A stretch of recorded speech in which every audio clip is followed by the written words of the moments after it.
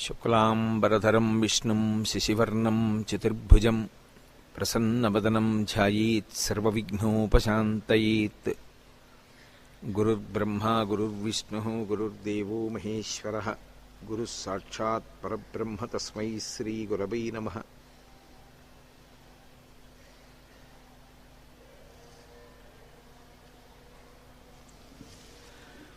వ్యాసాయ విష్ణురూపాయ వ్యాసరూపాయ విష్ణవే నమో వై బ్రహ్మనిధయే వాసిష్ఠాయ నమో నమః.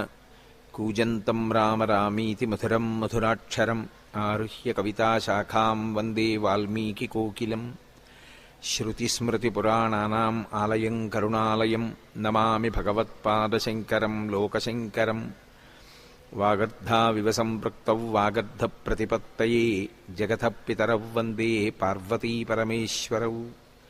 సూక్తిం సమగ్రయతున స్వయమేవ లక్ష్మీః శ్రీరంగరాజమహిషీ మధురైకటాక్షైః.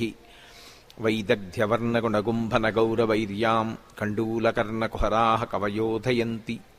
హైమోర్ధ్వపుండ్రమజహన్మకుటం సునాసం మందస్మితం మకరకుండలచారుగండం.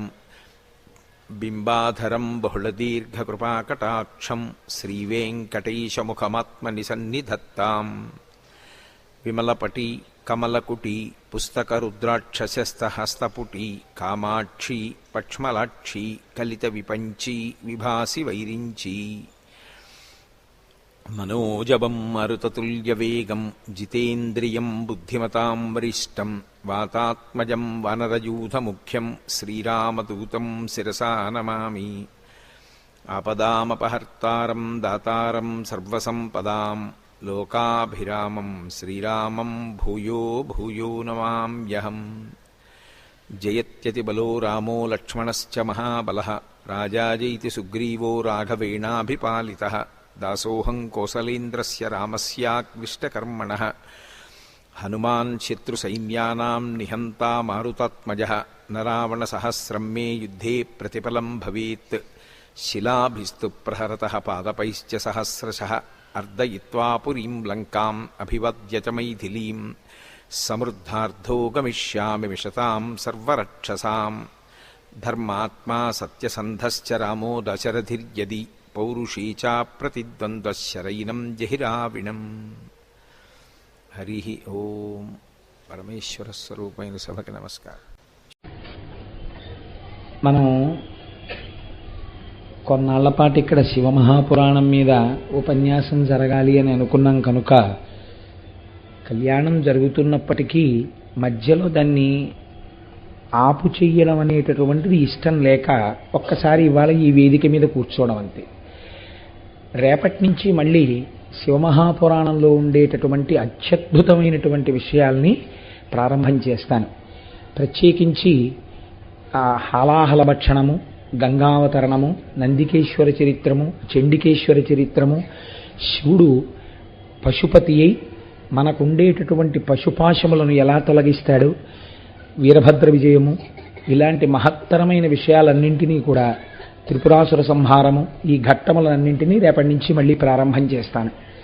ఇవాళ నేను చేయబోయేటటువంటి ప్రవచనం ఒక్కటే, మీ అందరికీ నా కృతజ్ఞతలు ఆవిష్కరించాలి. ఎందుచేత అంటే నేను మీకన్నా ఏ విధంగానూ అధికుడను కాను, కానీ మీరు నా యందు అంత గౌరవాన్ని చూపి నేను ఒక్క మాట చెప్తే మీరు అంత భక్తితో దాన్ని పాటించారు. నిన్నటి రోజున పీఠాధిపతుల్ని కలవడానికి వెళ్ళినప్పుడు చాలా సాహసంతో కూడుకున్న విషయమే చేశాను నేను యథార్థానికి. ఆ మాట వారిని అడగడానికి జంకుతూ అడిగాను. గోపాలకృష్ణ గారు పక్కన ఉన్నారు. స్వామి, కొన్ని గంటల పాటు వేదిక మీద కూర్చుని ఆర్జితం ఉన్న వాళ్ళకే కాకుండా ఆర్జితం లేని కొన్ని వేల మంది భక్తులు కూడా మా కాకినాడలో చాలా హృదయ సంస్కారం కలిగిన వారండి. అందరూ మీ చేతి అక్షతల కోసం కూర్చుంటారు, అందరికీ మీరు అక్షతలు వేయాలి స్వామి అన్నాను. అంటే స్వామి ఒకసారి చూసి సరే తప్పకుండా వేస్తానులే నాన్న అన్నారు. అని మహానుభావుడు ఇవాళ అంతసేపు ఆయన కూర్చున్నారంటే ఏదో చిన్న చితక ఉంటాయనుకోండి, అవన్నీ పెద్ద పట్టించుకోక్కర్లేదు. అంత క్రమశిక్షణతో మీ అందరూ ఉండి ఈ కార్యక్రమాన్ని మీరు జయప్రదం చెయ్యబట్టి జరిగింది. అంతేగాని అడుగడుగున కార్యకర్తలను పెట్టి నువ్వు పక్కకి జరుగు అని తోసి కార్యక్రమాలు ఏం చేస్తామండి. మనం అందరం చేసేది భగవంతుడికి అయినప్పుడు, మనందరం ఒక కుటుంబ సభ్యులైనప్పుడు, ఒక ఇంట్లో పెళ్లి చేస్తున్నప్పుడు ఆ ఇంట్లో వాళ్ళు అస్తమానం ఇంటి యజమాని ఇంట్లో ఉన్న వాళ్ళకి చెప్పక్కర్లేదు కదా, ఇక మన ఇంట్లో పెళ్లి అని సహకరిస్తారు. ఇవాళ నిజంగా ఆ సన్నివేశం కనపడింది. ఇన్ని వేల మంది జనం ఉన్న ఒక్క కానిస్టేబుల్ లేడు, ఎక్కడ పెద్ద విపరీతంగా ఏం బందోబస్తు ఏం లేదు, అస్తస్తమానం అడుగడుగునా కార్యకర్తలు మిమ్మల్ని ఇబ్బంది పెట్టింది లేదు. నిజంగా ఆశ్చర్యం ఏంటంటే ఉపవాసంతో ఉండి 1 గంట వరకు మరొక్కసారి అయ్యా పలహారం వేళ అవుతోందని కానీ కాఫీ తాగాలని కానీ అడగకుండా డిఫరెంట్ ఏజ్ గ్రూప్స్ వాళ్ళు అంత భక్తితో కూర్చున్నారు. మీ భక్తి ఉత్తినే పోతుందనుకుంటున్నారా? మహానుభావుడు పీఠాధిపతులు ఒక్క మాట అన్నారు నాతోటి. నేను కోటేశ్వరరావు స్పష్టంగా చెప్తున్నాను, ఇవాళ ఈ ప్రాంగణాన్నంతటినీ సుబ్రహ్మణ్య శక్తి ఆవహించింది. గోపాలకృష్ణ గారు కూడా పొంగిపోయి స్వామికి కృతజ్ఞతలు చెప్పారు. ఇవాళ నిస్సంతువులై అమ్మాని పిలిపించుకునే అదృష్టం లేక ఇక్కడ ఉన్న వాళ్ళలో కొంతమంది తల్లులు అయి తీరుతారయా వచ్చే ఏడాదికి అని చెప్పారు. సుబ్రహ్మణ్యానుగ్రహం ప్రసరించి తీరుతుంది అని చెప్పారు. చాలు కదా, మనకొక మహానుభావుడు, తపస్వి, సర్వసంగ పరిత్యాగి, దండకమండలధారి అటువంటి వ్యక్తి ఆ మాట అనడం. అంతటి పీఠాధిపతి స్వామి మీరు సుబ్రహ్మణ్యుడి యొక్క విభూత్యాభిషేకం మీకు నేను చెప్పి ఉన్నాను, అది ఎంత శక్తివంతం, అందుకని విభూత్యాభిషేకం మాత్రం మళ్ళీ పీఠం మించి లేచి స్వామివారిని చేయమని అడిగితే ఇవాళ చంటి పిల్లాళ్ళ ఆయన లేచి విభూత్యాభిషేకం చేశారు.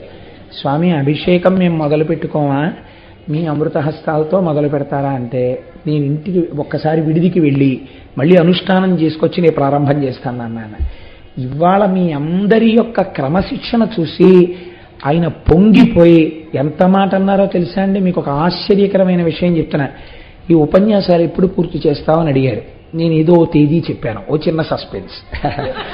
అందుచేత ఆ రోజు ఏం చేస్తామన్నారు, ఆంధ్రదేశంలో కని విని ఎరుగని రీతిలో కావళ్ళెత్తినట్టే మా వాళ్ళందరి యొక్క క్రమశిక్షణ అటువంటిది.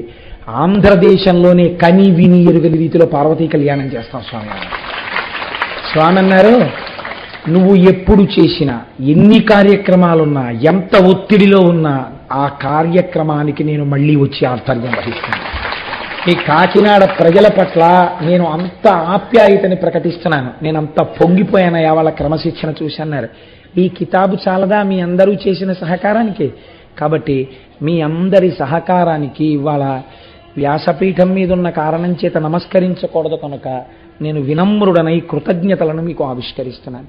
10 కాలములకి భగవంతుడు మనకి ఇలాంటి క్రమశిక్షణనే ఇచ్చి ఒక కుటుంబంలో జరిగినట్టు అయ్యప్ప స్వామి గుడి ప్రాంగణంలో ఒక పోలీస్ కానిస్టేబుల్ అవసరం లేకుండా, గట్టిగా 50 మంది కార్యకర్తలు లేకుండా కొన్ని వేల మందితో కార్యక్రమాలు జరుగుతాయి. అందరూ ఒక కుటుంబంలో బిడ్డల్లా కాకినాడలో అక్కడ పాల్గొంటారన్న ఈ కీర్తి చిరస్థాయి అయి ఇప్పటికే అయ్యప్ప స్వామి గుడి గురించి నాకు అంతర్జాతీయంగా ఎన్నో ఫోన్లు వస్తుంటాయి. అమెరికా నుంచి మాట్లాడుతూ ఉంటారు, ఎన్ని దేశాల నుంచో ఫోన్లు వస్తాయి నాకు. ప్రతి ఫోన్ వచ్చినప్పుడు కాకినాడలో అయ్యప్ప స్వామి గుడి గురించి ప్రస్తావన చేస్తారు. ఇవాళ ఆంధ్రదేశంలో ఎన్నో అయ్యప్ప స్వామి దేవాలయాలు ఉన్నాయి. ఇవాళ కాకినాడలో ఉన్న అయ్యప్ప స్వామి గుడి మీ అందరి భక్తి చేత అంతర్జాతీయ ఖ్యాతిని ఆర్జించింది. అన్నిటినీ మించి మహానుభావుడు 70 సంవత్సరాల వయస్సులో కూడా రాత్రనక పగలనక నిద్ర కూడా వదిలిపెట్టేసి ఆ ప్రాంగణ నిర్మాణం దగ్గర నుంచి గోపాలకృష్ణ గారు ఇలా జరగాలి అంటే మరొక విశ్వకర్మయ్యి. పొద్దున మా సత్యనారాయణ రెడ్డి గారు అన్నారు, డబ్బు పెట్టచ్చు కోటేశ్వరారు, ఇలా జరగడం అంటే చేసేవాడెవరన్నారు. మహానుభావుడు ఆ గోపాలకృష్ణ గారు, ప్రసాద్ బాబు గారు, అన్నింటికీ మాకు వెనకాతల ఊపిరి మా దొరగారు ఇలా ఎందరెందరో బాసటగా నిలబడి ఈ కార్యక్రమాన్ని నడిపించారు. మీ అందరికీ కృతజ్ఞతలను ఆవిష్కరిస్తున్నాను. మనం కాసేపట్లో చక్కగా కళ్యాణం జరుపుకోబోతున్నాం. మనకి అమ్మ ఇప్పుడే కదా మన స్వామీజీ అంతటి వారు మనకి కితాబునిచ్చారు. ఎవరెవరికి ఆర్జితం సేవా టికెట్లు ఉన్నాయో వాళ్ళందరూ ఉత్తర క్షణం ఈ ప్రాంగణాన్ని ఖాళీ చేసి ఆ ప్రాంగణంలోకి వెళ్ళిపోండి. ఆర్జితం టికెట్లు లేని వాళ్ళు ఆ ప్రాంగణంలోంచి ఈ ప్రాంగణంలోకి వచ్చేయండి. గోపాలకృష్ణ గారు 200 పళ్ళాల్లో పసుపు, కుంకం, పువ్వులు, అమ్మవారి కళ్యాణ సామాగ్రి సర్దించండి. మేళతాళాలతో ఈ 200 మంది గృహస్థులు ఇప్పుడు నేను ఇక్కడ ఒక 10 నిమిషాల్లో పీఠం దిగ్గానే అందరం కలిసి ప్రదక్షిణం చేసి కిందకి దిగి కళ్యాణ మంటపంలోకి వెడతాం. అమ్మ ఎవరిని చిన్నబుచ్చాలని కాదు. మన ఇంట్లో మన పిల్లాడే పెళ్లి కొడుకు అయితే వాడికి ఒక గౌరవం ఉంటుందిగా. మరి పాపం వాళ్ళు 200 మంది ఆర్జితం గృహస్థాసిగా ఉండాలనుకున్నప్పుడు వాళ్ళని ఒక మర్యాదతో కూర్చోపెడతాం కదా. నేను మీ పట్ల ఎప్పుడూ తక్కువ చేసినే ప్రవర్తించలేదు. స్వామి కాళ్ళు పట్టుకు ప్రార్థించి మీ అందరికీ అక్షతలు వేయించడంలో కారణం అదే. అందుకని ఆర్జితం గృహస్థాస్ అంటే వాళ్ళు ఇవాళంతా ఉపవాసం ఉండి కొన్ని సౌకర్యములు పొంది స్వామి సేవలో ముందుండవలసిన వారు ఇవాళ వాళ్ళున్నారు, రేపు మీరు ఉంటారు ఇంకో సేవలో. మీకు నేను విశ్వ ప్రయత్నం చేస్తున్నాను. మహాశివరాత్రి నాడు చంద్రశేఖర పరమాచార్య స్వామి చాతుర్వర్ణముల వారు కూడా చంద్రమౌళీశ్వరారాధన చేసినట్లయితే అనేక ఫలితములు వస్తాయని పరమాచార్య స్వామి చెప్పారు. పొద్దున స్వామివారితో కూడా చెప్పాను నేను ఈ విషయం. స్వామి ఇలా చేద్దాం అనుకుంటున్నామని. తప్పకుండా అద్భుతం నాన్న చేయించండి అన్నారు. సాధ్యమైతే 2000 మందికి 5 పైసలు ఛార్జ్ చేయకుండా మీకందరికీ కూడా 1,00,000 ఇళ్లలో ఒక ఇంట్లో కూడా ఉండనటువంటి అపురూపమైనటువంటి మూర్తిని మీకు బహూకరించి ఆ మూర్తికి మీ అందరి చేత ఆరాధన చేయించి ఒక 45 నిమిషాల సేపు మనందరం కలిసి మహాశివరాత్రి నాడు మౌనంగా కళాలు తెచ్చుకుని ఇక్కడ పూజ చేసి శివకోటి పుస్తకాలు తెచ్చుకుని మహాశివరాత్రి నాడు ఇదే ప్రాంగణంలో అందరం కూర్చుని శివనామాలను రాద్దాం. అది మన్ని ఉద్ధరిస్తుంది. 2000 మందికి సాధ్యమైనంత వరకు 5 పైసల ఖర్చు లేకుండా ఈ శివరాత్రి పూజలు చేయించే ఏర్పాట్ల కోసం ప్రయత్నం చేస్తున్నాను. అది ఎంతవరకు సఫలీకృతం అవుతుంది అన్నది పరమేశ్వరుడి యొక్క ఆజ్ఞ మీద ఆధారపడి ఉంటుంది. 2-3 రోజుల్లో దానికి సంబంధించిన అనౌన్స్మెంట్ ఫాలో అవుతుంది. అలా చేయించేటట్టయితే మీకు కూపన్స్ ఇస్తాం. ఆ కూపన్ తీసుకుంటే చాలు, మీరు పూజలో కూర్చోవడానికి అర్హులు. 5 పైసల ఖర్చు లేకుండా మీ అందరికీ ఆ ఫోటో బహూకరించి, ఫోటో అని నేను అనను, అది సాక్షాత్ పార్వతీ పరమేశ్వరులు మీకు ఆ మూర్తినిచ్చి మీ అందరితో ఆ రోజున చంద్రమౌళీశ్వరారాధన చేయించే ప్రయత్నం చేస్తాం. ఏడాదికొక్కసారి మహాశివరాత్రి ఇలాంటి ప్రాంగణాల్లో అలా జరిగితే దేవాలయంలో ఉన్న మూర్తి గొప్ప బలాన్ని పుంజుకుంటాడు. ఈ ప్రాంగణం గొప్ప శక్తిని పుంజేసుకుంటుంది. కాబట్టి మనం ఆ రోజున చాలా అందమైన కార్యక్రమం మళ్ళీ చేసుకుందాం. అప్పుడు మీ అందరూ కూడా పాల్గొందరు. కానీ కనుక చిత్తూరు నుంచి మాకు ఇవాళ విశిష్టాతిథిగా వచ్చారు కాబట్టి బాబుగారు మీరు కూడా ఆ ప్రాంగణంలోకి వెళ్ళిపోతే ఒక్కసారి మీరు కూడా కళ్యాణం సామాగ్రి తల మీద పట్టుకుందరు, కానీ మీరు కూడా ఊరేగింపులో వద్దురు. కానీ అందుకని ఎవరెవరికి ఆర్జిత సేవా టికెట్లు ఉన్నాయో వాళ్ళు మాత్రమే ఆ ప్రాంగణంలోకి వెళ్ళండి. వాళ్ళెవ్వరూ ఈ ప్రాంగణంలో ఉండద్దు. ఆర్జితం టికెట్లు లేని వాళ్ళు దయచేసి ఆ ప్రాంగణంలోకి వెళ్ళద్దు. ఆ టికెట్లు ఉన్న వాళ్ళు ప్రదక్షిణం చేసి వచ్చేటప్పుడు మీరు సహకరించండి.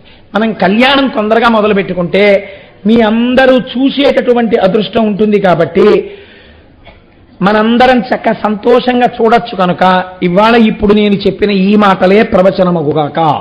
కాబట్టి ఇంకా ప్రత్యేకంగా ప్రవచనం చేయను, రేపు ప్రవచనం చేస్తాను. మనం ప్రతిరోజు చేస్తున్నట్టు శివాష్టోత్తరం చేసేసి కళ్యాణ కార్యక్రమానికి వెళ్ళిపోదాం. గోపాలకృష్ణ గారు ఇలాగా 200 ప్లేట్లు సిద్ధం చేయించేసేయండి అయ్యా. కాబట్టి అందరూ చెప్పండి అమ్మా. స్వామి కళ్యాణం అక్కడ అవుతుంటే ఇక్కడ శివనామాలు చెప్పి బయలుదేరితే పొంగిపోతాడు తండ్రి. ధవలవపుషమిందోర్మండలే సన్నివిష్టం భుజగవలయహారం భస్మదిగ్ధాంగమీశం మృగయ పరశుపాణిం చారు చంద్రార్ధమౌళిం హృదయ కమల మధ్యే సంతతం చింతయామి. శివో మహేశ్వర శంభో పినాకీ శశిశేఖర వామదేవో విరూపాక్ష కపర్దీ నీలలోహిత శంకర శూలపాణిశ్చట్వాంగీ విష్ణువల్లభ శపి విష్ణోంబికానాథ శ్రీకంఠో భక్తవత్సల భవశర్వస్త్రిలోకేశ స్థితికంఠ శివాప్రియ ఉగ్ర కపాలీ కామారీ అంధకాసురసూదన గంగాధరో లలాటాక్షకాలకాల కృపానిధి భీమ పరశుహస్తశ్చ మృగపాణిర్జటాధరః కైలాసవాసీ కవచీ కఠోరస్త్రిపురాంతకః వృషాంకో వృషభారూఢో భస్మోద్ధూళిత విగ్రహః సామప్రియః సర్వమయస్త్రైమూర్తిరనీశ్వరః సర్వజ్ఞ పరమాత్మా చ సోమసూర్య అగ్నిలోచనః హవిర్యజ్ఞమయః సోమః పంచవక్త్రః సదాశివః విశ్వేశ్వరో వీరభద్రో గణనాథ ప్రజాపతిః హిరణ్యరేతా దుర్ధర్షో గిరిశో గిరీశో నగః భుజంగభూషణో భర్గో గిరిధన్వీ గిరిప్రియః కృత్తివాసాః పురారాతిర్భగవాన్ ప్రమదాధిపః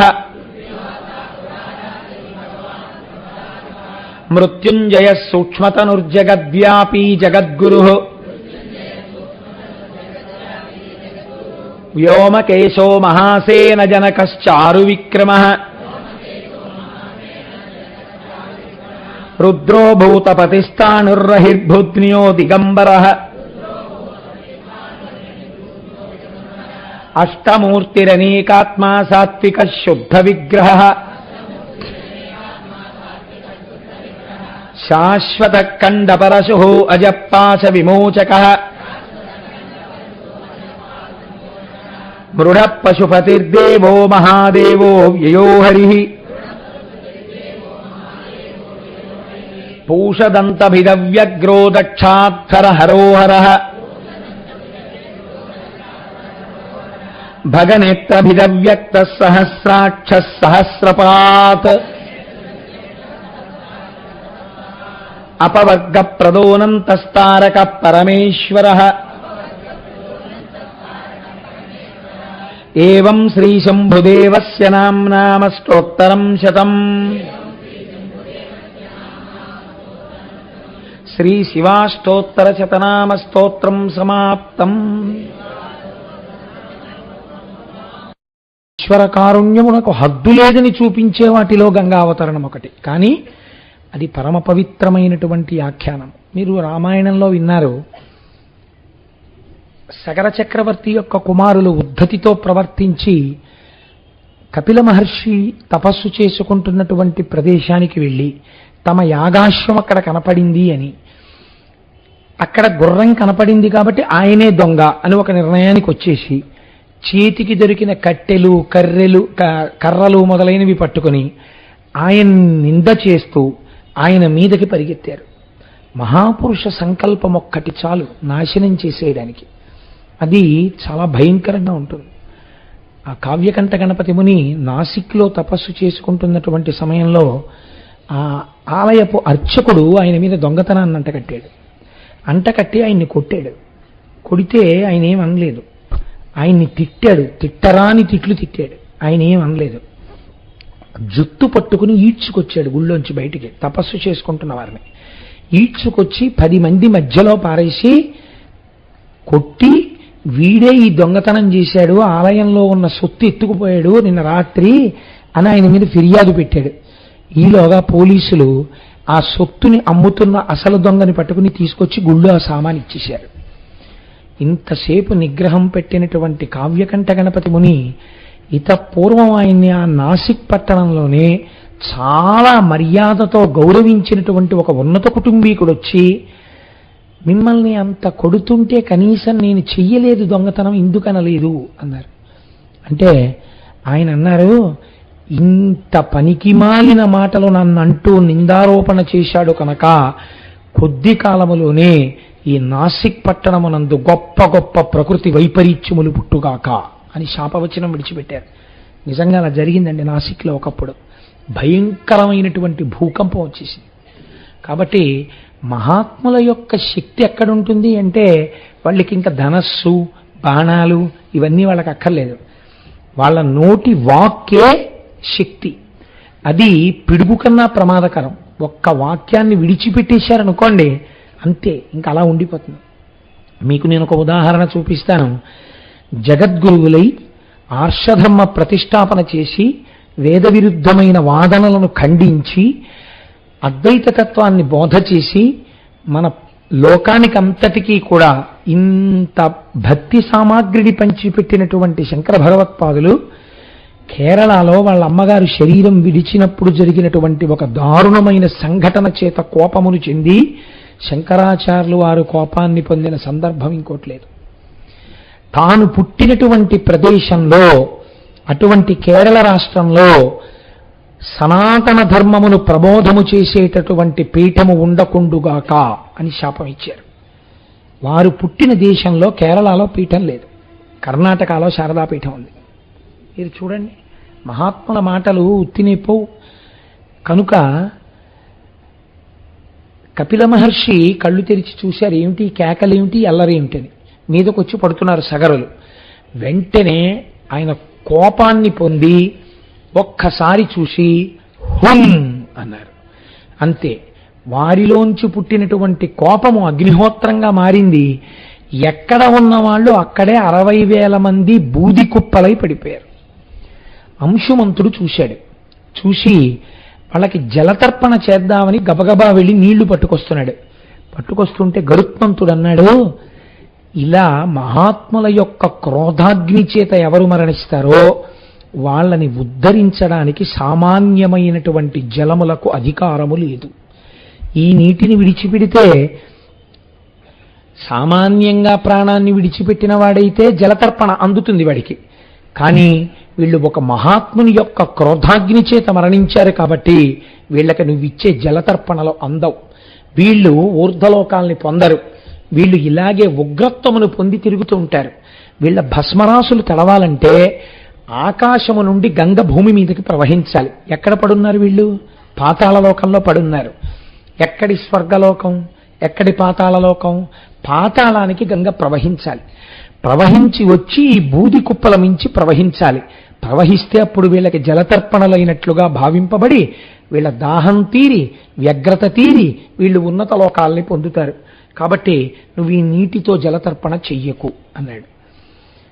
దీనికోసం బెంగ పెట్టుకున్నారండి ఇక్ష్వాకు వంశంలో. నాకు తెలిసి ఇక్ష్వాకు వంశంలో ధరింపచేసేవాడు లేక కొన్ని తరాల పాటు అలా పడిపోయినటువంటి సందర్భం ఏదైనా ఉంటే ఒక్క సగర చక్రవర్తి బిడ్డల వల్లే ఉంది.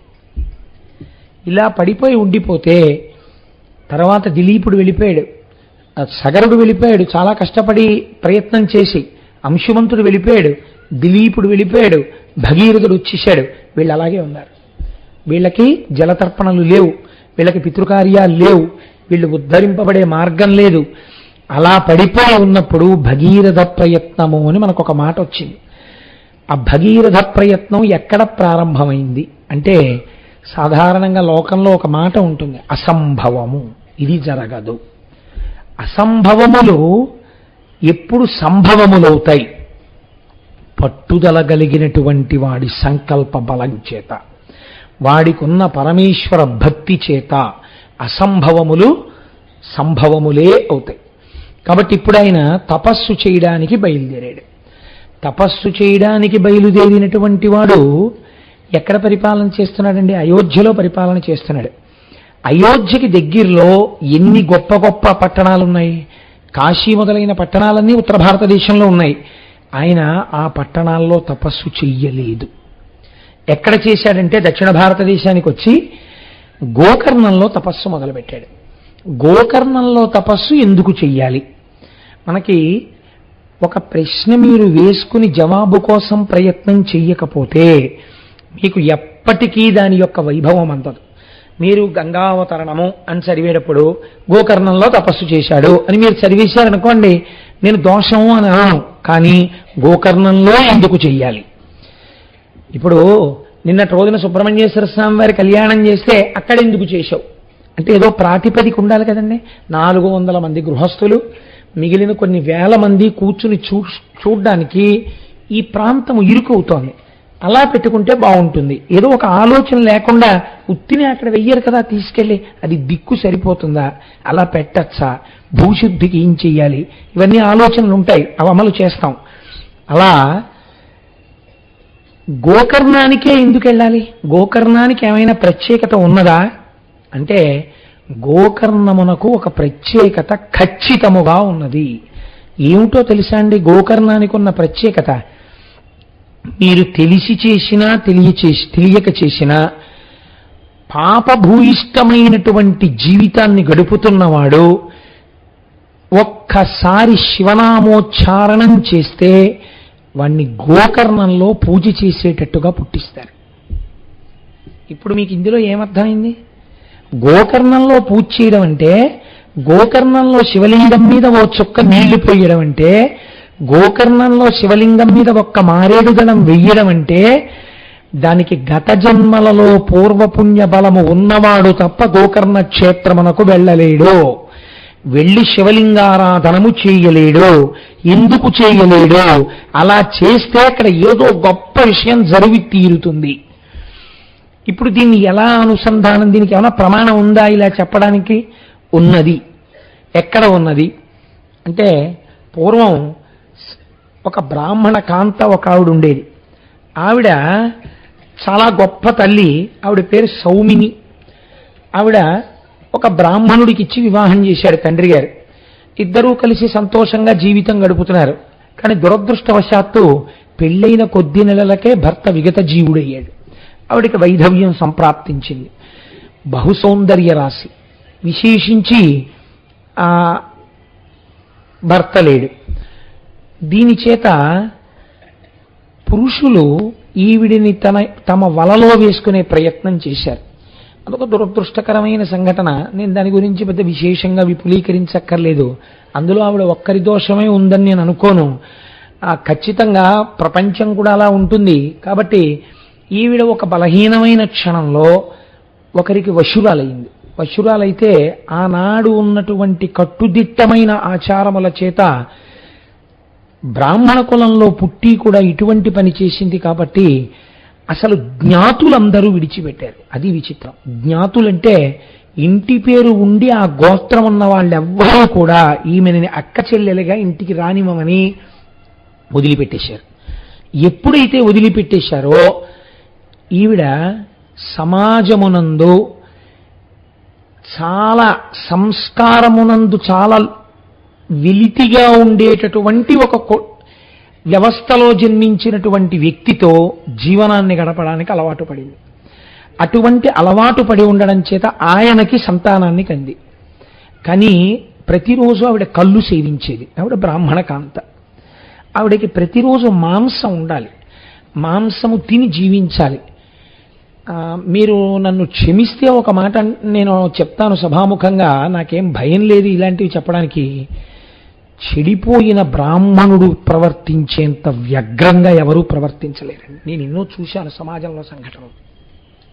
అసలు నిజంగా అలా ఉండడానికి సహజమండే అని మీరు అనుకునే వాళ్ళకన్నా దారుణంగా ఉంటాడు భ్రష్టుడైన బ్రాహ్మణుడు సమాజంలో. ఆ భ్రష్టత్వం వైపుకు వెళ్ళకూడదు. కాబట్టి ఏమైంది, ఇప్పుడు ఆవిడ కళ్ళు తాగుతోంది, ఆవిడ మాంసం తింటోంది. ఒక్కసారి లోపలకి ఆ బుద్ధి ప్రవేశిస్తే హీనత్వం ఎక్కడికైనా వెళ్ళిపోతుంది. ఒకనాడు భర్త అని అనడం కుదరదేమో, ఉన్నటువంటి స్థితి రీత్యా ఆయన ఎక్కడికో వెళ్ళాడు పని మీద. ఈవిడికి ఒక రాత్రి వేళ మాంసాహారాన్ని తినాలని కోరిక పుట్టింది. ఎంతటి వ్యగ్రతతో కూడినటువంటి జీవిగా ఈవిడ మారిపోయిందంటే, వెంటనే ఆవిడ చూరులోంచి ఒక పట్టా కత్తిని తీసింది. పెరట్లోకి పశువులు కట్టబడేటటువంటి ప్రదేశానికి ఒక దీపం పట్టుకుని వెళ్ళింది. వెళ్ళి అక్కడ ఉండేటటువంటి మేకలలో ఒక మేకని నరికేసి తెచ్చి వండుకు తినేస్తుంది ఆవిడ. ఇప్పుడు ఆవిడ అటువంటి స్థితికి వెళ్ళిపోయింది ఆవిడ జీవనం. వెళ్ళిపోయి ఆవిడ కత్తి పట్టుకుని వెళ్ళి చాలా కళ్ళు తాగి ఉంది, అపభ్రంశమైన మనస్సుతో ఉంది. ఆ వ్యగ్రతలో ఆవిడకి సరిగ్గా ప్రాణుల యొక్క గుర్తింపు కలగలేదు. చేతిలో ఉన్న దీపం కొట్టుమిట్టాడుతోంది. నల్లని మేక అనుకుని ఒక నల్లని ఆవు దూడని నరికేసింది. నరికేసి ఆ ఆవు దూడని ఇంట్లోకి తీసుకొచ్చింది. చచ్చిపోయిన ఆవు దూడని నెత్తురు కారుతుండగా తెచ్చి ఆ కత్తితో తోలు తీసేసి మాంసాన్ని పచనం చేసుకోవడానికని దీపం దగ్గర పెట్టుకుంది. దగ్గర పట్టుకున్న తర్వాత చూస్తే ముఖం వంక చూసింది ఆవు దూడ. అప్రయత్నంగా ఆవిడ నోటి వెంట ఒక మాట వచ్చింది, శివ శివ అంది. అంతే. అంటే ఎక్కడో సంస్కార బలం దాగి ఉంది. ఒకప్పటి సంస్కారం ఒక్కసారి పైకి లేచింది. అబ్బబ్బబ్బా, ఆవు దూడని చంపేశాను అనుకుంది. శివ శివ అంది. అంతే. కానీ ఆవిడ వెనకంజ వేయలేదు. కళ్ళు తాగి ఉంది, ఉత్తరక్షణం పోయింది ఆ సంస్కారం. కొన్ని పదార్థాలను అందుకే సేవించవద్దని చెప్తారు. ఒక కొత్త సంస్కారం ప్రారంభమవుతుంది మనిషిలోంచి, వ్యగ్రతతో కూడిన సంస్కారం. దాన్ని మీరు స్థిరపరచుకోకూడదు. ఈశ్వరుడు మీకు ఇచ్చిన దాంతో ఉన్నతి వైపుకి వెళ్ళాలి, కానీ పతనావస్థ వైపు వెళ్ళే పదార్థం తీసుకోవడం ఏమిటండి, పాడు చేసుకోవడం ఏమిటి? కాబట్టి ఒక స్త్రీ హద్దులు దాటిపోయింది. ఇందులో మీకు ఎన్నో విషయాలు తెలుస్తాయి. ఏ విషయంలో తప్పు జరిగితే భ్రష్టత్వం ఎంత దూరం ఎడుతుందో కూడా తెలుస్తుంది. కాబట్టి ఇప్పుడు ఏమైంది, ఆవిడ ఆవుని ముక్కలు చేసేసింది. ఆ పచ్చి మాంసపు ముక్కలు కొన్ని తీసి ఉడికించుకుని తినేసింది. శరీరంలో బలం అంతకాలం ఒకలా ఉండదు కదండి, శరీరం జర్జరీభూతం అయిపోతుంది. ఆవిడ వృద్ధురాలైపోయింది. వృద్ధురాలైపోయి కట్టకడన ప్రాణాన్ని విడిచిపెట్టేసింది. యమభటులు ఆవిడ్ని తీసుకెళ్లారు. ఆవిడ పాపమును పుణ్యమును బేరీజు వేశారు. ఇది విచిత్రం. అక్కడ ఒక తర్కం జరిగింది. సరే, పాపం ఇంతుంది, ఇంత పాపానికి ఏం చేయాలి, దానికి పెద్ద విశేషం ఏం లేదు. రకరకాల శిక్షలు, దిక్కుమాలిన శిక్షలు వేసేయచ్చు. దీనికి ఏం చెయ్యాలి? శివశివ అన్న మాటకి ఏమైనా చెయ్యొచ్చా? ఈ శివశివ అని 2 మాటలు మాత్రం అంది. 2 మాటలు శివశివ అన్నందుకు ఈవిడికి ఏ పుణ్యం ఇవ్వవచ్చు అని అడిగారు.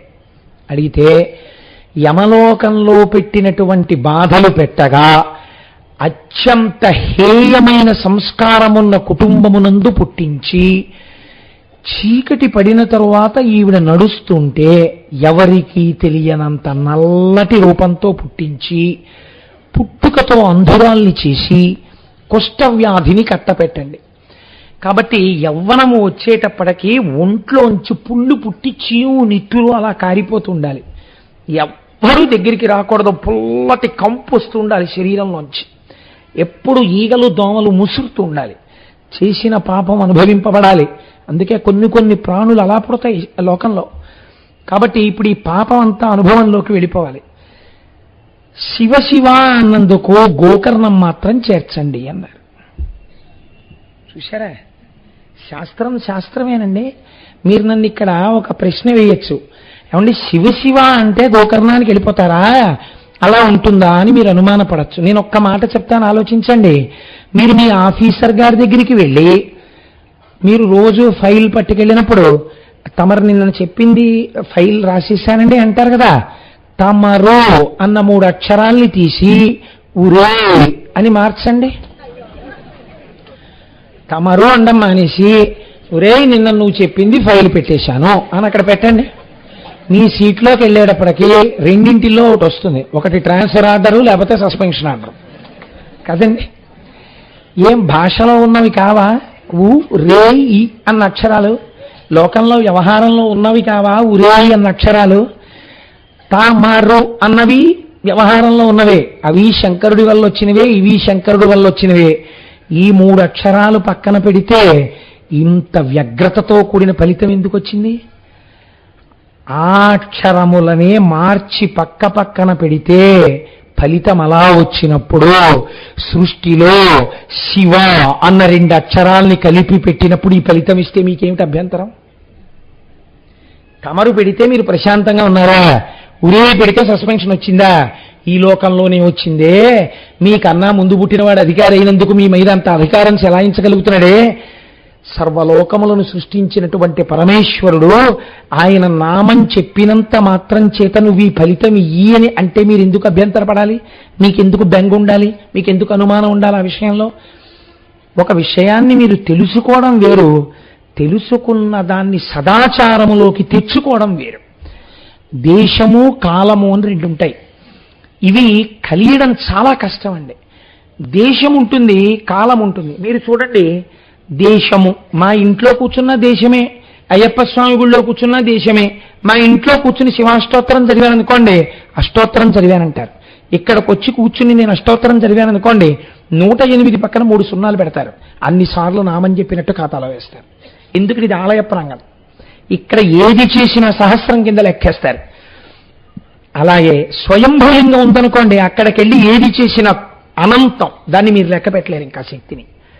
కాబట్టి దేశము కాలము కనుకనే మనం ఏం చేస్తున్నాం? రేపు మహాశివరాత్రి నాడు కేవలం పూజ చేయడం కాదు, పూజ చేసి అందరికీ ఒక 30 నిమిషాలు సమయం ఇచ్చి, ఇదే కదండి మనకంటూ ఏదైనా మిగిలితే ఇదొక్కటే మనకి మిగిలేది. మహాశివరాత్రి నాడు ఆలయ ప్రాంగణంలో పూజాంతర్గతంగా మౌనం వహించి శివనామం 2 పేజీలు రాయండి, 3 పేజీలు రాయండి, మీరు ఏ గతుల్ని పొందుతారు? కనుక అందరం శివకోటి పుస్తకాలు తెచ్చుకుని ఆ రోజున ఒక 30 నిమిషాల సేపు శివనామములను రాస్తాం. ఇది మనం జీవితంలో చెయ్యవలసిన పనులివి. కాబట్టి ఇప్పుడు ఆవిడ్ని ఎక్కడికి తీసుకెళ్లి పుట్టించారు? మరుజన్మలో భయంకరమైనటువంటి సంస్కారం కలిగినటువంటి ఒక కుటుంబమునందు పుట్టుక చేత బొగ్గు వంటి వర్ణంతో, ఆ వర్ణంతో పుడితే వచ్చిన నష్టమేం లేదు, కానీ దానితో పాటు అంధురాలు. ఇది పెద్ద ప్రమాదం. ఏమీ తెలియదు, పుట్టినప్పటి నుంచే ఆవిడ అంధురాలు. దానికి తోడు చాలా చిన్న వయస్సులో ఆవిడ్ని కుష్ఠవ్యాధి పట్టుకుంది. ఒళ్ళంతా పాకేసింది. ప్రాణం పోతుందా? పోలేదు. ఇదండి అసలు మీకు ప్రపంచంలో ఈశ్వరుడు వేసేటటువంటి శిక్ష ఎప్పుడు కనపడుతుందో తెలుసా అండి? అన్నీ తెలిసి ఉన్నవాడికి అమావాస్య మరణం, ఏమీ తెలియని వాడికి ఏకాదశి మరణం అని అందుకే వచ్చింది సామెత. ఈశ్వరుడు వ్యాధితో పాటు దీర్ఘజీవనాన్ని కూడా ఇచ్చేస్తే ఇంకా నరకం ఎక్కడో ఉండదు. చాలండి, అప్పుడు తెలుస్తుంది అనుభవం అంటే ఏమిటో. అప్పుడు తెలుస్తుంది శివనామం రాయకపోవడం ఏమిటో. అప్పుడు తెలుస్తుంది భగవత్కథ వినకపోవడం అంటే ఏమిటో. అప్పుడు తెలుస్తుంది ఒక దేవాలయానికి వెళ్ళకపోవడం అంటే ఏమిటో. ఎవరు ఉద్ధారకులు అనుకున్నామో వాళ్ళు ఈ మధ్య కాలంలో రిపీటెడ్గా పేపర్స్లో వస్తుంటే అసలు ఈ సంస్కారం ఎటువెళ్ళిపోతోందనిపిస్తోంది. ఇంకా ఈవిడ ఎక్కువ కాలం బతకదని హాస్పిటల్లో డిశ్చార్జ్ చేసేస్తే, నేను ఒక వారం క్రితం పేపర్లో చదివాను, తీసుకొచ్చి ఆవిడికి అంత్యేష్టి సంస్కారం చేసేశారు. తీసుకొచ్చి ఆవిడ్ని పాతి పెట్టేయడానికి గొయ్యి తవ్వేసి ఆవిడ్ని అందులో పెట్టేసి పూజ చేయపోయారు. ఒక పేపర్లో వచ్చిందండి, నేను అబద్ధం ఆడలేదు. పూజ చేయబోతుంటే పక్కన ఇంకో శవాన్ని పాతి పెట్టడానికి వచ్చిన వాళ్ళు చూశారు. చూసి అదేమిటాడు మూలుగుతోంది, కొంచెం ఊపిరుంది, అదేమిటి పాతి పెట్టేస్తున్నారన్నారు. హాస్పిటల్ వాళ్ళు ఇంకొండదు, తీసుకెళ్ళిపోమన్నారండి. మాకు 2 గదులు, ఇల్లు లేదు, తీసుకెళ్ళి ఎక్కడ పెట్టుకోవడం కుదరదు, ఎలాగో చచ్చిపోతుంది కదా. ఇప్పుడు ఆవిడకి ఏం తెలిసేమిటి? ఎలాగో స్పృహ తప్పిపోయింది, ఓ మాట్లాడదు, ఓ తాగదు, ఎందుకు? అందుకని చేసేద్దామని చేసేస్తున్నామండి, ఈ గొడవ మేము పడలేమన్నారు. అంటే వాళ్ళు హడిలిపోయి పక్క వాళ్ళు ఇంత హేయమైన పని ఏమిటని ఆవిడ్ని రక్షించి తీసుకెళ్ళమంటే, అప్పుడు వాళ్ళ ఇంటికి అక్కడ ఉన్న వాళ్ళందరూ కలిసి డబ్బు పోగు చేశారండి. పోగు చేసి ఆవిడికి ఇచ్చారు. ఇచ్చి అమ్మ మీ ఇంటికి తీసుకెళ్ళండి, చచ్చిపోయే వరకు ఉంచుకోండి అంటే చచ్చిపోయాక తీసుకొచ్చి సమాధి చేశారు. వేరే విషయం అనుకోండి. బట్ ఎటు వెళ్ళిపోతోంది సమాజం మీరు ఆలోచించండి. ఏమిటి ఇది ఇవాళ ఉన్నట్టు ఉంటుంది అనుకుంటున్నారా? నేను మొన్న పేపర్లో చదివి ఆశ్చర్యపోయాను. ఈ తూర్పుగోదావరి జిల్లాలో కచేరీలు చేస్తే ఒక మహాతల్లి వెంట సంగీత విద్వాంసులు పరిగెడుతుండేవారట. ఎన్ని సభలలో ఆవిడ సన్మానాలు పొందారోట. మంత్రులు, ఐఏఎస్లు, ఐపీఎస్లు ఆవిడ కచేరీలు పెట్టించేవారట. అంత సంపన్నురాలు, అంతటి సంగీత విదుషీమని, ఎంఏ ఇంగ్లీష్ చదువుకున్నారట. ఆవిడ ఇవాల్టి రోజున హైదరాబాద్లో, నేను ఆ వెన్యూ మర్చిపోయాను, మీకు గుర్తుందమ్మా,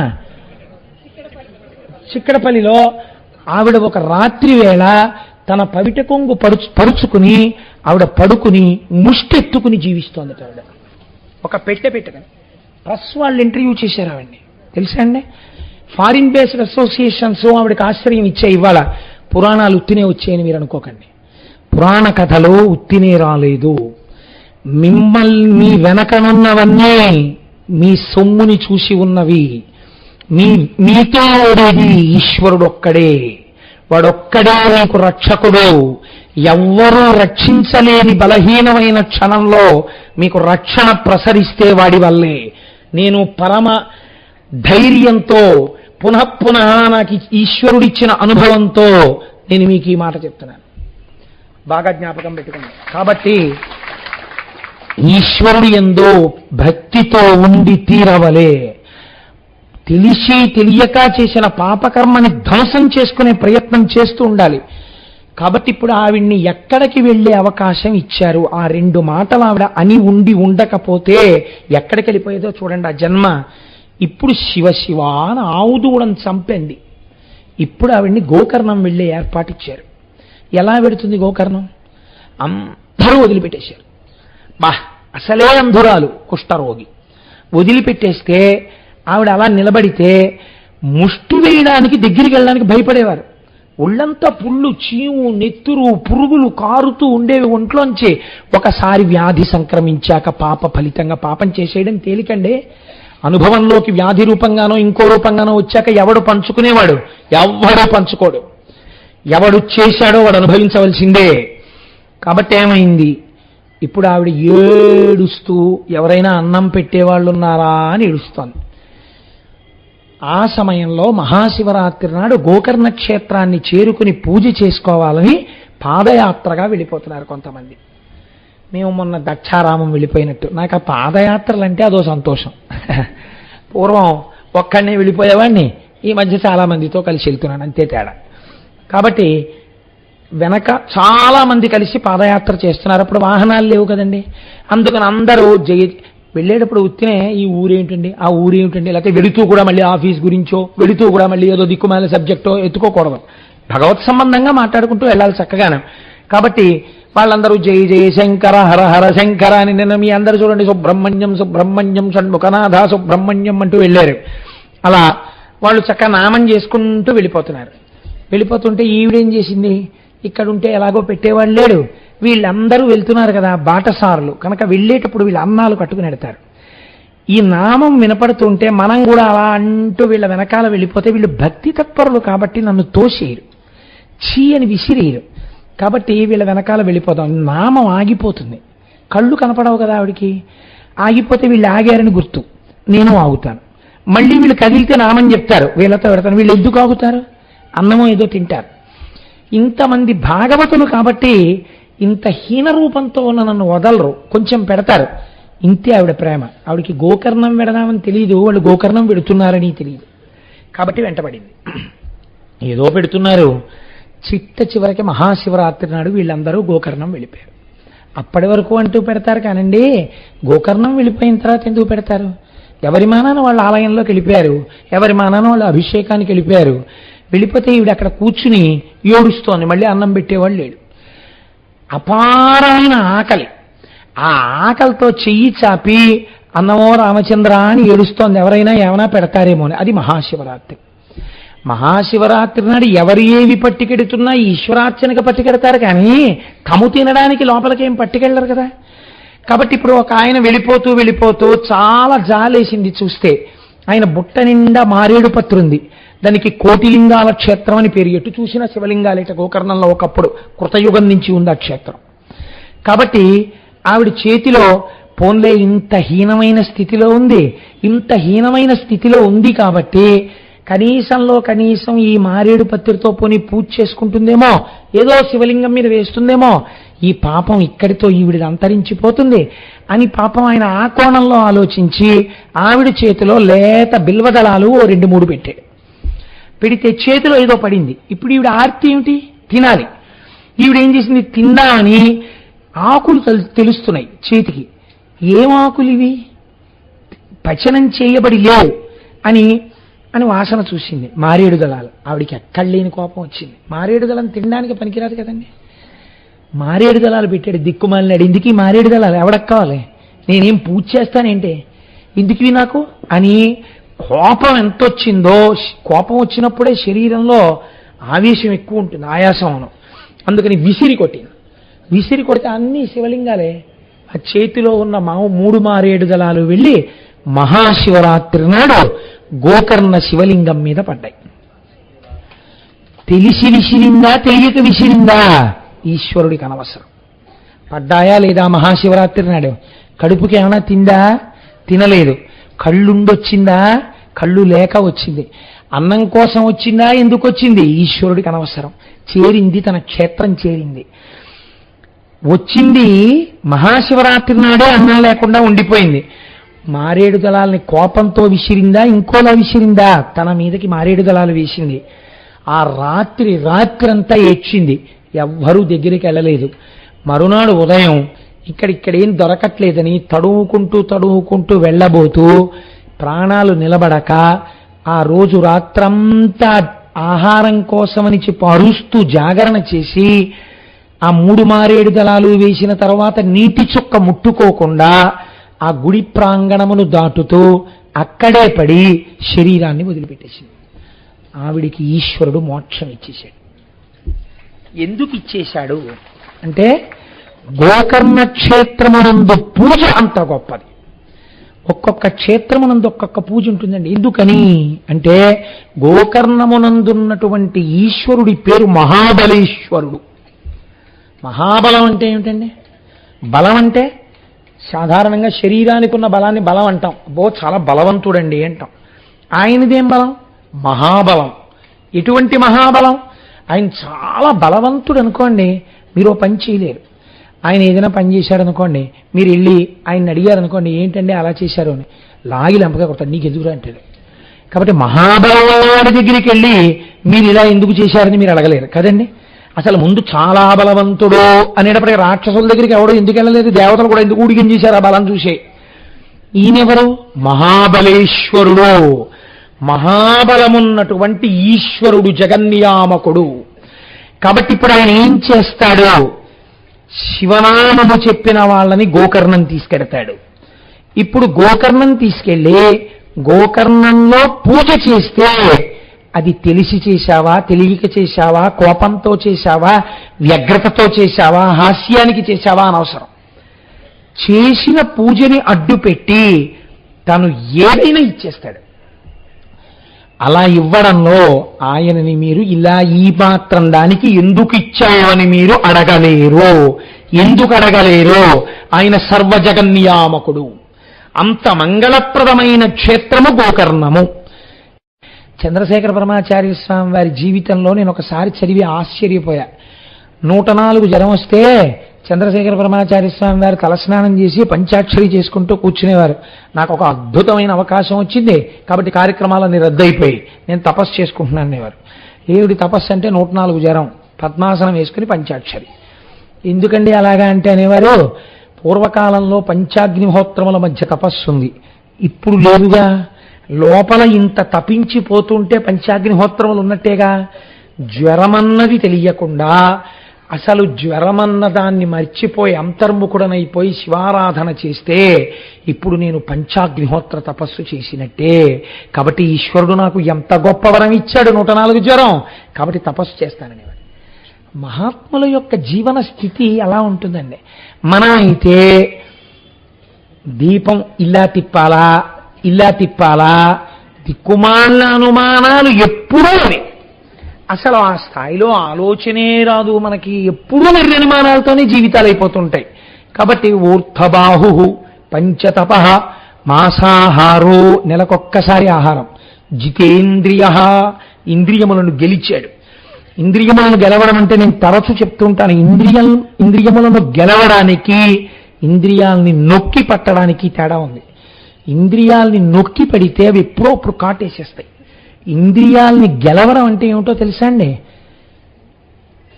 ఏ ఇంద్రియములు ఆయా పదార్థములను చూసినప్పుడు లౌల్యమునకు గురవుతాయో ఆ పదార్థము తన ఎదురుగుండా కనపడినా ఆ ఇంద్రియము లౌల్యమునకు గురి కాకపోవుట.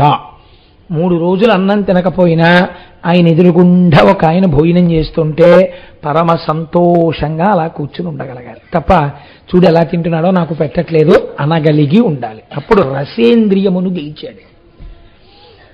ఆయన అంతా తినేసి విస్తట్లో ఇలా ఊడ్చి ఓ ముద్ద చేతిలో పెట్టాడు అనుకోండి, ఈశ్వరానుగ్రహం అని చెప్పి తినేసి వెళ్ళిపోవాలి. అందుకే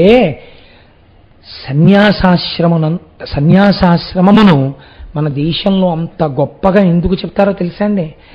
అన్నం పిలిచిపెట్టేటటువంటి తల్లిదండ్రుల్ని విడిచి లోకమంతటినీ భవతి భిక్షాందేహి అన్నప్పుడల్లా కబళం వేసినటువంటి ప్రతి స్త్రీని తల్లిగా చూస్తూ వెళ్ళిపోగలిగినటువంటి స్థితికి వెళ్ళిపోతాడు సన్యాసి. అలా భవతి భిక్షాందేహి అంటూ తిని అందరినీ తల్లులుగా చూస్తారు కాబట్టి అంత పవిత్రమూర్తిగా సన్యాసిని ఈ దేశం చూసింది. కాబట్టి చూడండి, ఇప్పుడు మాసాహారో జితేంద్రియ తస్య వర్ష సహస్రాణి ఘోరే తపసి తిష్ఠిత. 1000 సంవత్సరములు తపస్సు చేశాడు. 1000 సంవత్సరాలంటే మరి 1000 ఏళ్ళు బతుకుతాడా అండి అని అడక్కండి. ఒక్కొక్క యుగంలో ఒక్కొక్క రకంగా ఉంటుంది జీవితం. ఒక్కొక్కసారి ఒక్కొక్క యుగంలో అస్థిగతం, ఎముకలు ఉన్నంత వరకు ప్రాణం ఉంటుంది. కాబట్టి త్రేతాయుగం కాబట్టి ఆ రోజుల్లో ఆ ఎముకలు ఉన్నంతకాలం వాళ్ళకేమి ఇబ్బంది లేదు. ఆయన 1000 వర్షములు తపస్సు చేశాడు. చతుర్ముఖ బ్రహ్మగారు ప్రత్యక్షమయ్యారు. ప్రత్యక్షమైన ఆయన నీకు ఏం కావాలని ఈ తపస్సు చేశావని అడిగారు. చిత్రమైన కోరికలు 2 కోరాడు. ఇదండి, అందుకే పెళ్లి చేసేటప్పుడు ఏం చూస్తారంటే ఆయనకి ఎంత ఆస్తుందని ఎన్నడూ అడిగి పిల్లనివ్వరాదు. బాగా గుర్తుపెట్టుకోండి. మీరు అడిగినా అడగకపోయినా ఉందో లేదో మీకు తెలుస్తుందండి. ఎవడో ఒకటి చెప్పనే చెప్తాడు, వాళ్ళకి ఇది ఉందండి ఇది లేదండి. ఉన్నది ఉండిపోతుందని మీరు అనుకుంటున్నారా? లేనివాడు లేకుండా ఉండిపోతాడనుకుంటున్నారా?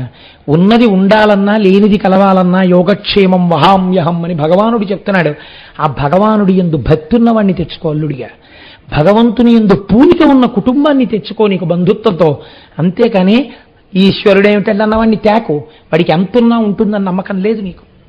అందుకే 7 తరాలు చూస్తారు. అందుకే ఇప్పుడంటే మనకు అవన్నీ అక్కర్లేదనుకోండి, మనం హాయిగా సంతోషం, మనంతటి వాళ్ళం మనం.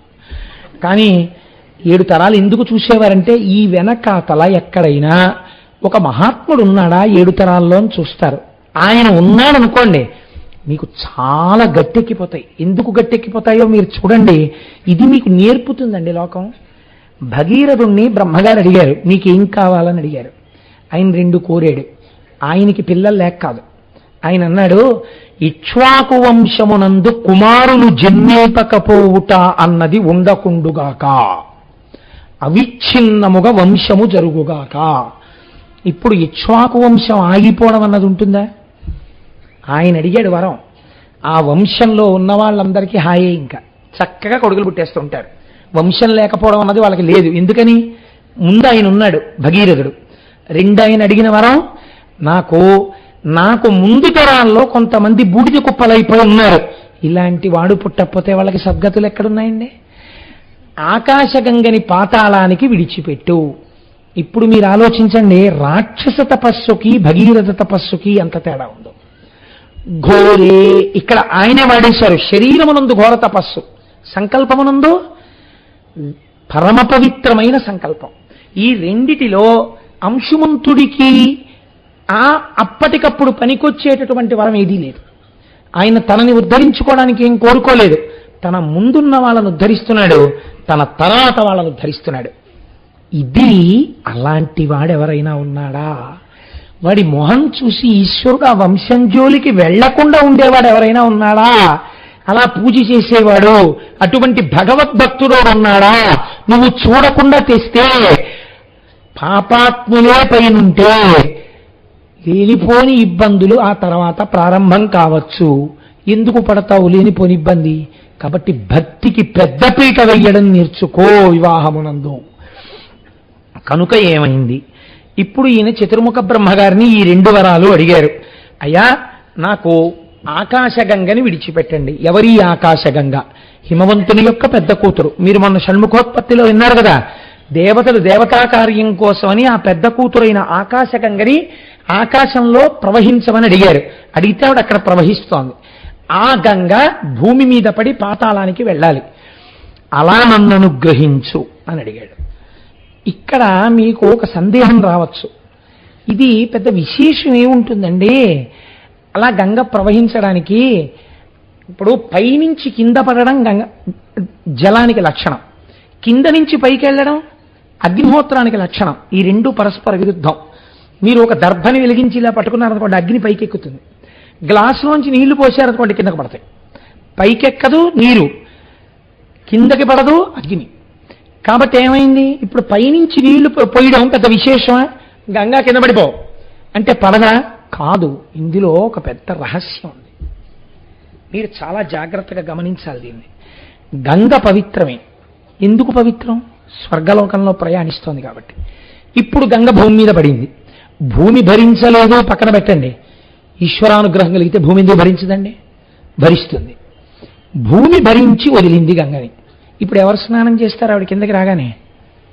భూలోకంలో ఉన్న వాళ్ళు స్నానం చేస్తారు.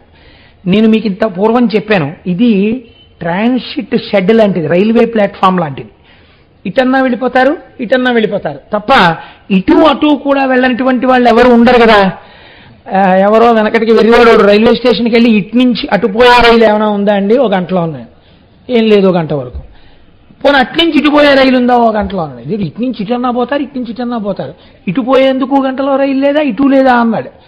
అంటే ఇటు లేదు అటు లేదు, అది ఎటెడతావు నువ్వు అన్నాడు. ఎటు వెళ్ళని పట్టాలు దాటుతాను అన్నాడు. అటు అతి జాగ్రత్త. అలా భూలోకంలో ఉన్నటువంటి వాళ్ళు పుణ్యం చేసుకుని పైకన్నా వెళ్ళిపోవాలి, పాపం చేసుకుని కిందకన్నా వెళ్ళిపోవాలి పాతాళానికి. ఈ భూలోకం మీ ఉపాసనకు స్థానము, కర్మక్షేత్రం భూమి. అందుకే ఇన్ని నదీ నదములు, ఇన్ని దేవాలయాలు అన్నీ ఇక్కడ ఉంటాయి. కానీ ఇప్పుడు ఈ భూమి మీదకి గంగ రాగానే ఎవరు స్నానం చేసేస్తారు ముందు గబగబా? పాపాలు ఉన్న వాళ్ళందరూ చేసేస్తారు, అక్కడ పుణ్యం ఉన్న వాళ్ళే ఉన్నారు, వాళ్ళు చేస్తే వచ్చే నష్టమేం లేదు. ఇంతకన్నా ప్రమాదం ఎక్కడ? పాతాళం. ఇక్కడ బాగా పాపం చేసిన వాళ్ళే ఆ కింద ఉన్నారు, వాళ్ళు స్నానం చేసేస్తారు. ఇప్పుడు ఇన్ని స్నానాలు అయ్యాక ఈ గంగ అక్కడికి వెళ్తుంది కదండి. నేను అన్నానని అనుకోకండి, అసలు గంగ శక్తి ఎక్కడి నుంచి వచ్చిందో గంగావతరణంలో మీరు విందురు. కానీ ఇప్పుడు గంగ అక్కడ దాకా వెళ్ళిన తర్వాత ఇంత ఉద్ధతితో ఉన్న వాళ్ళని ఉద్ధరించగలిగినంత శక్తి నాలోంచి కూడా జారిపోయింది అందనుకోండి. ఏమిటి భగీరథుడు చేయవలసిందే? ఇది చతుర్ముఖ బ్రహ్మగారి ఆలోచన. ఇది గోకర్ణ క్షేత్ర మహాత్యం. శంకరుడు అక్కడ అనుగ్రహిస్తున్నాడు, చతుర్ముఖ బ్రహ్మగారిలో దూరాడు. గభాలన నీళ్లు పడిపోతాయి అనకు. అలా అన్నావంటే భగీరథుడి కోరిక తీరదు. శివుడే బ్రహ్మగారి మేధస్సులో ప్రవేశించి ఒక మాట అనిపిస్తున్నాడు. ఏమని? గంగాయా పతనం రాజన్ పృథివీన సహిష్యతి తాం వై ధారయుతుం వీరనాన్యం పశ్యామి శూలినః. ఈ మాటల పొందిక మీరు అర్థం చేసుకోవాలి. ఇప్పుడు గంగ ఆకాశంలోంచి పడితే పాతాళానికి వెళ్ళడానికి భూమి సహించలేదు. భూమి సహించలేదంటే భూమి యొక్క స్వరూపమే మారిపోతుంది. పెద్ద గోతులు పడిపోవచ్చు, అల్లరైపోవచ్చు, ఆ దెబ్బకి కదిలిపోవచ్చు, ఏదైనా అవచ్చు. ఒకటి, ఇది నిజంగా అంత సత్యము కాకపోవచ్చు. రెండవ ఇబ్బంది ఎక్కడొస్తుంది? మధ్యలో ఉండి పట్టుకునేవాడోడు కావాలి. అసలు భరించడం అన్న మాట ఎవరిదండి లోకంలో? భూమిది. భూమే భరించకపోతే మరి భరించేవాడెవడు? ఎవడున్నాడో అంతకన్నా ఓర్పున్నవాడు, అంతకన్నా కారుణ్యమూర్తి, అంతకన్నా సహనమూర్తి బ్రహ్మగారి చేత చెప్పిస్తోంది. వీరనాన్యం, ఇంకెవ్వరూ నాణ్య పంధాయనాయ విద్యతే అని చెప్పేసినట్టే చెప్పేస్తున్నాడు. వేరొకరు లేరు అంత ఓర్పుతో ఎంతకైనా దిగజారి కోరిక తీర్చాలంటే పశ్యామి శూలినః, శూలము పట్టుకున్నవాడెవరో వాడే తీర్చగలడు. అయితే మీకు ఇక్కడ ఒక అనుమానం రావచ్చు, ఏమంటే శూలినః అంటే మరి ఈయన కూడా రాడా? శూలం పట్టుకున్నాడు కదా షణ్ముఖుడు అని. కాదు కాదు, గంగావతరణం ముందు కదండి. పైగా శూలి అన్న మాట ప్రధానంగా శంకరుణ్ణి వర్తించి ఉంటుంది. శూల, త్రిశూలం పట్టుకున్నవాడు అంటే సత్యమైన పరబ్రహ్మ. 3 గుణములు, దానికి ఆధారమైనటువంటి నిర్గుణతత్వాన్ని చేతపట్టినవాడు. కాబట్టి ఆ శూలి వచ్చి ఇక్కడ నిలబడాలి. నిలబడితే గంగ పైనుంచి ఆయన మీద పడుతుంది, ఆయన తట్టుకోవాలి, తట్టుకుని కింద పడాలి. ఇందులో మీరు ఒక గమ్మత్తు గమనించాలి. ఎప్పుడైనా మీరు కొండల మించి నీరు పడే దగ్గరికి వెళ్ళి స్నానం చేశారనుకోండి, మొట్టమొదట స్నానం చేసిన వాళ్ళు ఏం చేస్తారో తెలుసండి? తెలియక వెళ్ళి నీటిధార కింద తలపెడతారు. నీటిధార కింద తలపెడితే ఏమవుతుందో తెలుసా అండి? మీరు ఆ తర్వాత అక్కడి నుంచి ఏ గుళ్ళోకో ఎక్కడికో బయలుదేరతారు. బయలుదేరగానే తలలో దడ దడ దడ దడ దడ దడ దడ దడ దడ దడ శబ్దం, చెవుల్లోకి నీరు వెళ్ళిపోయి నిలబడిపోయి మాట వినపడకుండా ఇలా అంటున్న కొద్దీ తడి నీటితో కూడిన ముద్దలు బయటికి వస్తాయి. కొండమించి పడే నీటి కింద స్నానం చేసేటప్పుడు తల పెట్టరాదు, చేతులు ఇలా అడ్డు పెట్టుకుని తల పెట్టాలి, లేకపోతే ఆ ఉద్ధతిని తల తట్టుకోలేదు. కాబట్టి ఇప్పుడు శంకరుడు ఎలా పెట్టాలండి? ఇలా పెట్టాలి కదా. ఇలా పెడితే ఏమవుతుంది? అంజలి ఘటించినట్టు అవుతుంది. శిరస్యంజలి మాధాయ, పైనున్నది గొప్పది, నేను కింద వాడిని కాబట్టి గంగ పడేటప్పుడు నేను కూడా ఇలా అంజలి ఘటించి పెట్టాలి. అంటే తను తట్టుకోలేడు కదా. మన స్నానానికి ఆయన పట్టడానికి ఎంత తేడా వస్తుందో చూడండి. కాబట్టి ఒక్క శూలి పట్టగలడు, త్రిశూలమును పట్టుకున్నవాడు పట్టగలడు. వాడు ఎక్కడున్నాడు? అక్కడే ఉన్నాడు గోకర్ణంలో. కాబట్టి ఒకటో వరం అడిగావే, అది కూడా చాలా కష్టం అయ్యా. నువ్వు అడిగింది ఇవ్వడం అంత తేలిక కాదు. ఎందుకని? తర్వాత తర్వాత మహాపాపాలు చేసేవాళ్ళు పుడతారు. ఎలా ఇస్తాం వంశం? అయినా నువ్వు అడిగావు కాబట్టి ఇచ్చేశానన్నాడు. అంటే ఇప్పుడు ఏం చేయాలన్నమాట ఈశ్వరుడు? ఆ వంశంలో అటువంటి పాపమున్నవాడు పుట్టకుండా జాగ్రత్త పడుతూ ఉండాలి. ఉన్న దాన్ని తక్కువలో తీస్తూ ఉండాలి. తను తెలుసుకునేటట్టు చెయ్యాలి. దశరథుడి జీవితం అదే కదండి. మరి ఒకప్పుడు యవ్వనంలో శాపం వస్తే కొడుకుని తలుచుకుని చచ్చిపోతామన్నారు. యవ్వనానికి వృద్ధాప్యానికి ఎంత తేడా ఉంటుందో చూపిస్తుంది రామాయణం. ఆయన నవ్వుకున్నాడు. యవ్వనంలో ఉన్న దశరథుడు పెళ్ళవలేదు అంటే నాకు కొడుకులు ఉంటారనుకున్నాడు. నాకు గొడవలేదు, ఇంకా మా దిలీపుళ్ళని తిరగక్కర్లేదనుకున్నాడు. కానీ ఏమైంది? నిజంగా కొడుకుట్టాక ఆ కొడుకు పక్కన లేనప్పుడు చచ్చిపోవడం ఎంత కష్టమో తెలిస్తే వృద్ధాప్యంలో కౌసల్య శాపవాక్యం ఎంత గొప్పదో ఇప్పుడు నాకు అర్థమవుతోందని ఏడుస్తుంటే అందరూ నిద్రపోతే ఒక్కడే ఏడ్చి రామా రామా అంటూ చచ్చిపోయాడు. ఇప్పుడు నాకు అర్థమైంది కౌసల్య అన్నాడు. మీరు విన్నారు కదా అయోధ్యకాండ. కనుక ఆయన ఒక వరం ఇచ్చేస్తాను, రెండోది కూడా ఇయ్యబడవచ్చు, పట్టుకునేవాడిని ఒకడిని చూసుకోవాలి. పేరు చెప్తాను, శూలినహ, శంకరుణ్ణి తెచ్చుకో. ఇప్పుడు ఏమని అడగాలండి శంకరుణ్ణి? అయ్యా మీరేమనుకోకండి, తప్పుడు పనులన్నీ చేశారు మా వాళ్ళు కొంతమంది, గంగ పైనుంచి కింద పడుతుంది, భూమి పాడైపోతుంది, మీరు వచ్చి అలా కింద నించుంటే పైనుంచి వచ్చి గంగ మీ నెత్తి మీద పడుతుంది, మీరు భరిస్తుంటే అక్కడి నుంచి భూమి నుంచి పాతాళానికి ఎడుతుంది, మా వాళ్ళు ఉద్ధరింపబడతారు, మీరు అలా నించోండి అన్నారు అనుకోండి. ఎవడు ఒప్పుకుంటాడండి ఈ పనికి? మీకు ఏదైనా ప్రీతి ఉంటే ఓ పండెట్టండి, ఓ కాయెట్టండి, ఓ కోరుకోండి, నాకు ఇది కావాలని అడగండి, పోనిస్తాం. అంతేగాని మీరు నించోండి నీళ్ళు వచ్చేస్తాం మీ మీదంటే ఎవడు ఒప్పుకుంటాడు? ఒప్పుకోడు కదా ప్రపంచంలో ఎవడు. అయినా ఆయన ఏం చేశాడు అంటే మహానుభావుడు వెళ్ళి మళ్ళీ తపస్సు మొదలుపెట్టాడు శంకరుడు కోసం. ఇది భగీరథ ప్రయత్నం అంటే. ప్రీతస్తేహం నరశ్రేష్ఠ కరిష్యామి తవ ప్రియం శిరసాధరయిష్యామి శైలరాజ సుతామహం. మీరు వాల్మీకి రామాయణాన్ని జాగ్రత్తగా చదవండి. బ్రహ్మగారిని వరం అడిగాడు ఎవరు? భగీరథుడు. శంకరుణ్ణి వరం అడిగినట్టు వాల్మీకి రామాయణమునందు లేదు. శంకరుణ్ణి అసలు అడగలేదు. అయా మీరు పట్టుకోండి గంగ పైనుంచి పట్టినప్పుడు అని భగీరథుడు శంకరుణ్ణి అడగలేదు. అడగకుండా ప్రత్యక్షం అవుతూనే శంకరుడు అన్నాడు, ప్రీతస్తేహం నరశ్రేష్ఠ, నువ్వు చేసిన తపస్సుకి చాలా ప్రీతి పొందాను. అడగడానికి మొహమాట పడతాడేమో, ఒకటికొకటి అడుగుతాడేమో, ఇంత చేసిన తపస్సు పాడవుతుంది. ఇది గోకర్ణం, మహాబలేశ్వరుడు. అడగకుండా అడగవలసింది ఇచ్చేస్తున్నాడు. ప్రీతస్తే, ఇవన్నీ వింటుంటే గోకర్ణం వెళ్ళాలనిపించట్లేదండి ఒకసారి. ప్రీతస్తేహం నరశ్రేష్ఠ కరిష్యామి తమాప్రియం, నీకు ప్రియమైనది చేసేస్తాను. ఏమిటది? మళ్ళీ అలా అంటే ఏమిటి చేస్తానంటున్నాడో, నేను అనుకుంటున్నాడో అనుకోవట్లేదో అని నువ్వేమీ అనుకోక్కర్లేదు. శిరసాధరయిష్యామి, తలంతా పడతాను. సత్యం చెప్పేస్తున్నాడండి. కడుపు నిండా తింటాను అన్నట్టు జరగబోయేది చెప్పేస్తున్నాడు. త్రికాలజ్ఞుడు, ఆయనకి తెలియందే ఉంటుందండి. తల నిండా పడతాను, శిరసా, తల నిండా పడతా. గంగ అలాగే అడిగింది, తల నిండా అలాగే పట్టాడు.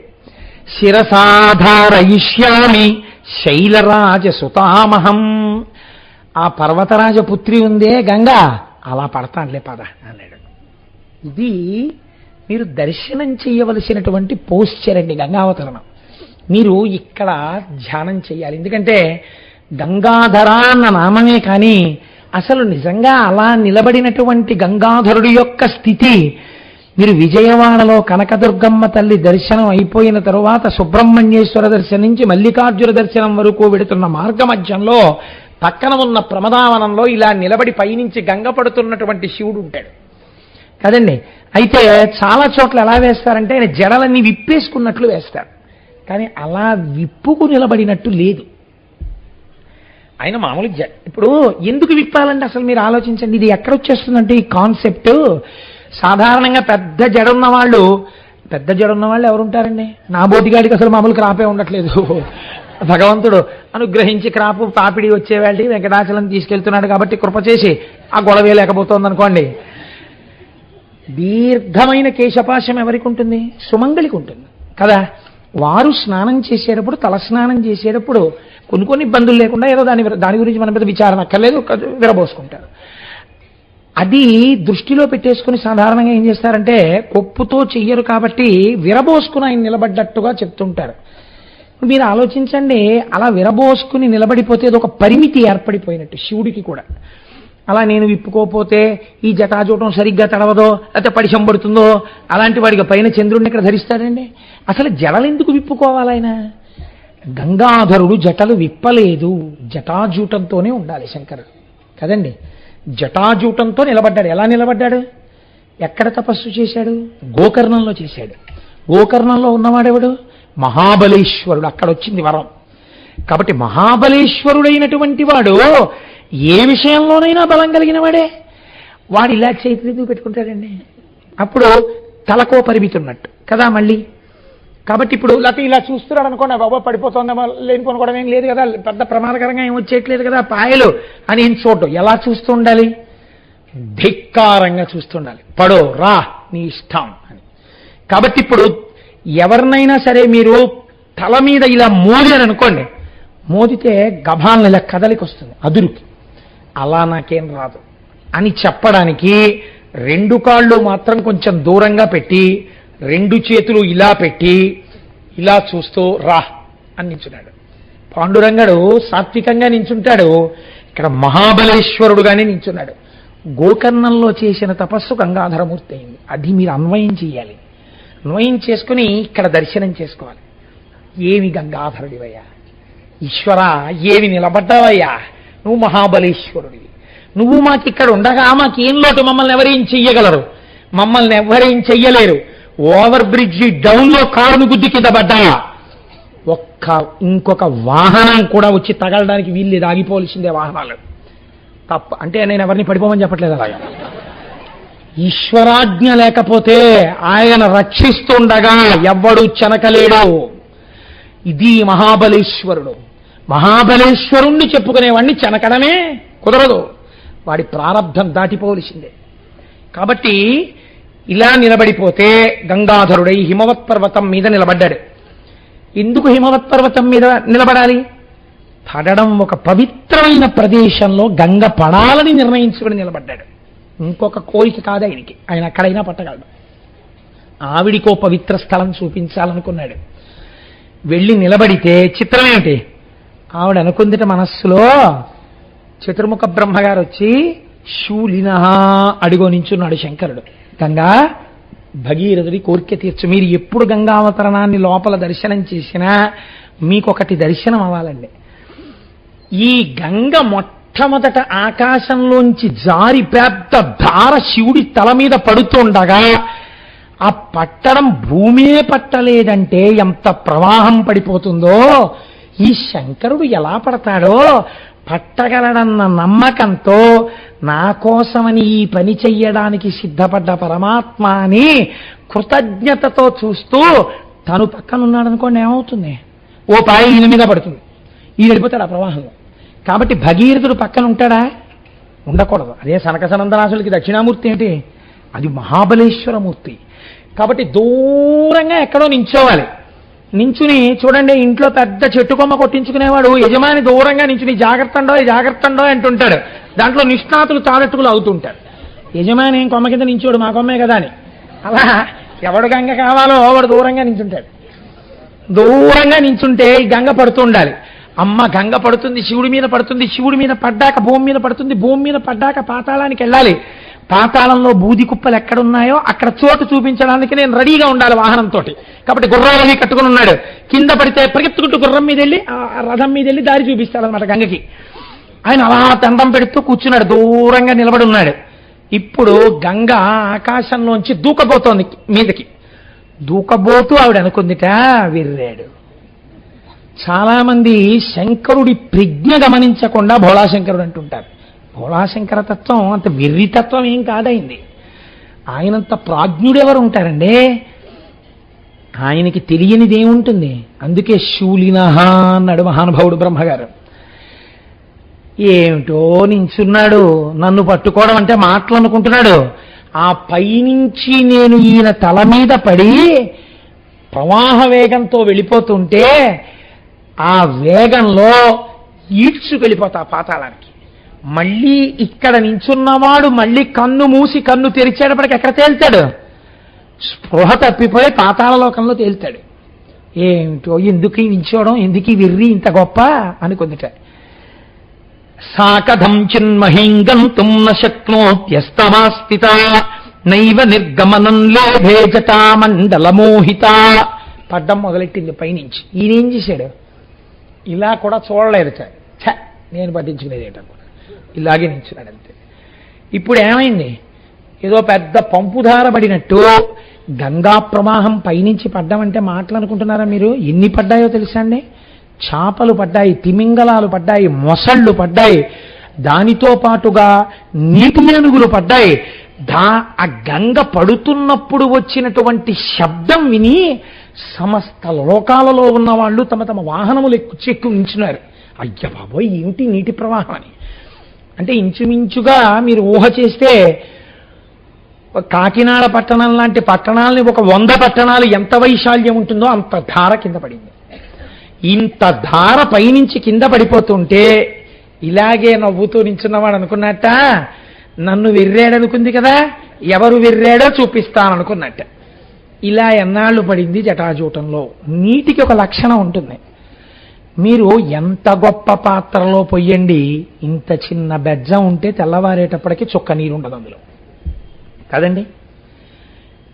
అందులోంచి వెళ్ళిపోతుంది. అది నీటి యొక్క లక్షణం. ఇప్పుడు చిత్రం ఏమిటంటే నీరు, నీటితో పాటు నీటి ఏనుగులు, మొసళ్ళు, ఎండ్రకాయలు, పావులు, తాబేళ్లు, పెద్ద పెద్ద చేపలు, చిన్న చిన్న చేపలు, ఇలాంటివన్నీ కొన్ని సంవత్సరాల పాటు ఆ జటాజూటంలో పడుతూనే ఉన్నాయి. ఇప్పుడు శివుడి జటాజూటము ఎంత పెద్ద రిజర్వాయర్ అంటే, ఇలాంటి బ్రహ్మాండాలకి ఒక బ్రహ్మాండానికి సరిపోయినటువంటి తాగునీటిని సరఫరా చేయగలిగిన రిజర్వాయర్. అన్ని నీళ్లు పట్టేశాడు. చుక్క ఇలా జారట్లేదు, అలాగే తిరుగుతోంది నీరు. చిత్రం ఏమిటి? వ్యసర్పత జలం గిర్ర గిర్ర గిర్ర గిర్ర గిర్ర గిర్ర గిర్ర గిర్ర అంటే ఎంత జటాజూటం ఉప్పాడో. ఇది వదిలేశాడంటారు. వదిలేదు, అలాగే పెంచాడు దాన్ని. నీటి చుక్క ఇప్పుడు పరిమితంగా ఉందనుకోండి, అది నిండిపోయి కింద పడిపోతుంది. కాబట్టి జటాజూటం పెరిగిపోతుంది. వ్యోమవత్యాప్తదేహాయ దక్షిణామూర్తయే నమః. ఇది మీరు వామనమూర్తి పెరిగినట్టు జటాజూటం పెరగడం మీరు ధ్యానమునందు గంగాధరుడు యందు చూడగలగాలి. జటాజూటం లోకాల వరకు పెరిగిపోతోంది, నీళ్ళన్నీ అందులో ఉండిపోతున్నాయి. సంవత్సరాలు అయిపోయింది. నిలబడ్డా ఆయనకి నీళ్లు పడ్డం కనపడుతోంది, కిందకి పడ్డం కనపడలేదు. మరి అయితే అలా ఎందుకు నించున్నాడు? 2 కారణాలు. నీరన్నది తల మీద పడ్డాక కింద పడుతుందని ఒకటి నమ్మాడు. జుత్తు కదా నీరెందుకుంటుంది అని ఒకటి అనుకున్నాడు. రెండోది ఏమనుకున్నాడు? తప్పకుండా నా కోసమే పట్టుకుని ఉంచాడు కాబట్టి కింద వదులుతాడు. అన్నింటినీ మించి భయం ఏమిటంటే, కొంచెం దగ్గరికి వెళ్ళి అయ్యా ఏంటంటే పట్టలేదని అడుగుదామంటే వదిలేస్తే, తనే దగ్గరికి వెళ్ళాక కరెక్ట్గా కింద పడితే తను ఉండడం. కాబట్టి దగ్గరికి వెళ్ళి అడగచ్చా? అడగలేడు. మీరు గంగావతరణాన్నండి, శ్లోకాలు కాదండి, ఇక్కడ దర్శనం చెయ్యాలి. ఇప్పుడు ఎన్ని పరిపరి వేదనలు పొందుతున్నాడో భగీరథుడు అక్కడ. ఎందుకు భగీరథ తపస్సు అన్నారు. ఎంత పరితపించిపోయాడో కంటి ముందు కనపడుతోంది జలధారలో. ఆ పైవాళ్ళు చూస్తున్నారు. ఏమిటి చూస్తున్నారు? కరెక్ట్గా ఇలా కొంచెం పైకి వస్తోంది, ఇదంతా పడిపోతుంది, మళ్ళీ ఇలా పెరుగుతోంది. ఇలా హారిజాంటల్గా పెరుగుతోంది, వెర్టికల్గా పెరుగుతోంది. ఎన్ని నీళ్లు పోసేసినా ట్యాంక్ పెరుగుతూనే ఉంది, పడుతూనే ఉంది గంగ. చక్కగా అందులోనే చేపలు తిరుగుతున్నాయి, అందులోనే మొసళ్ళు తిరుగుతున్నాయి, అందులోనే నీటి ఏనుగులు తిరుగుతున్నాయి. చుక్క నీరు కింద పడదు. ఏమిట్రా ఈ చిత్రం అని అలాగే ఉన్నారు.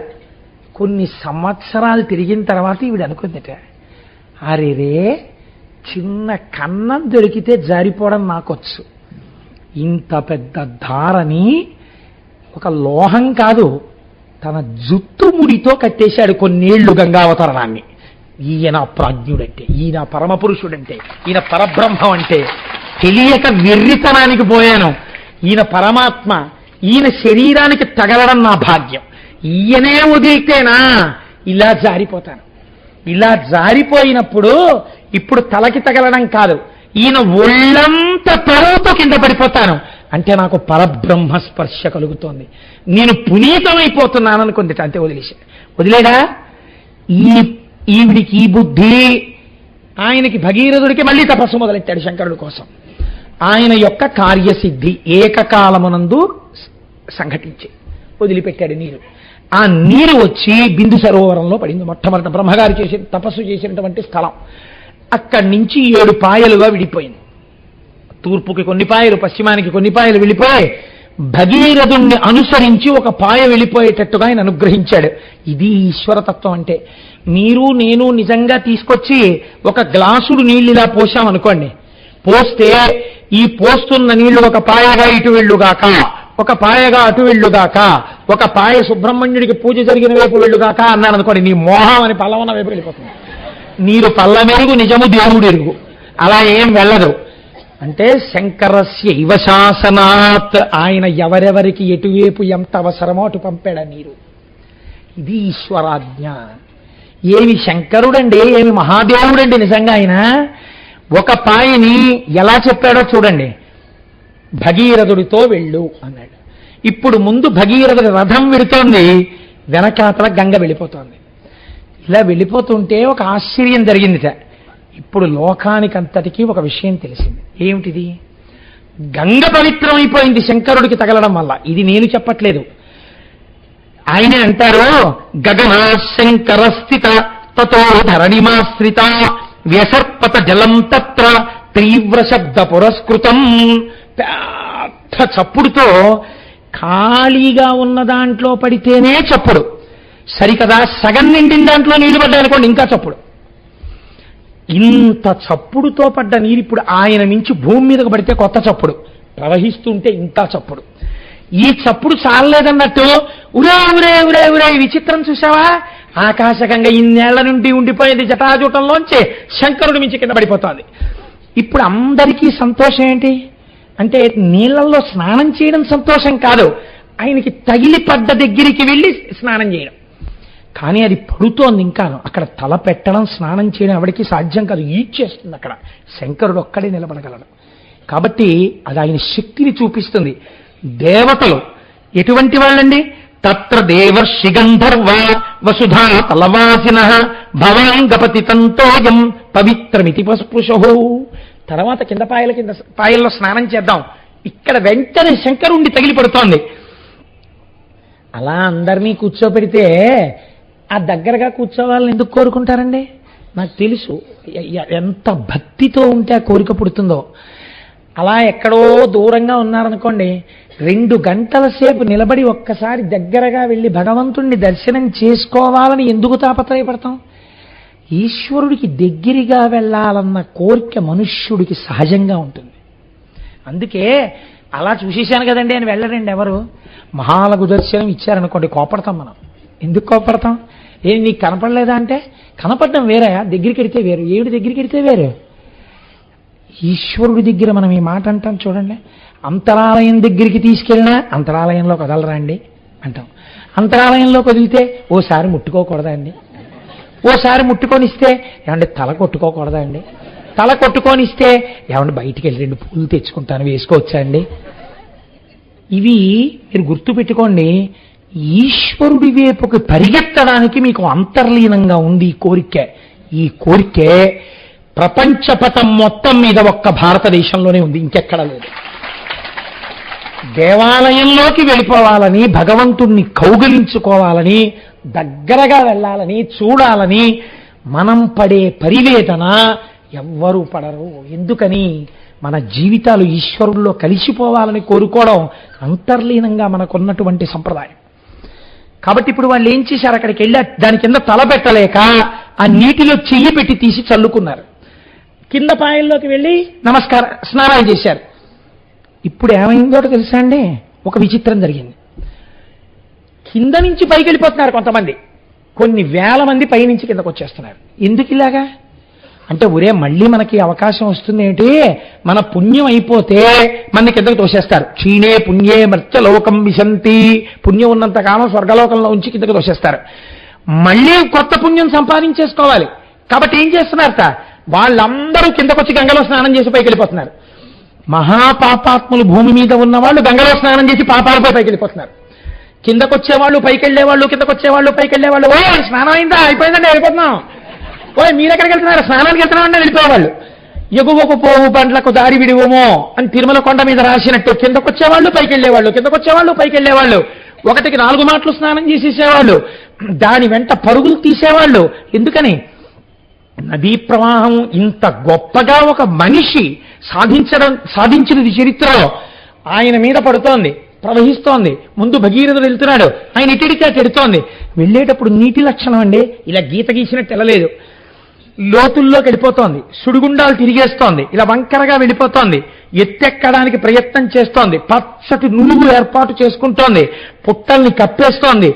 ఇలా వంకర్లు తిరుగుతోంది. ఒక్కొక్క చోట వాలుగా ప్రవాహం తిరిగిపోతోంది, ఒక్కొక్క చోట తిన్నగా వెళ్ళిపోతోంది, ఒక్కొక్క చోట తన ప్రవాహమే తనకి ఎదురొచ్చి ఢీకుంటోంది. అందులోంచి తుంపర్లు పుడుతున్నాయి.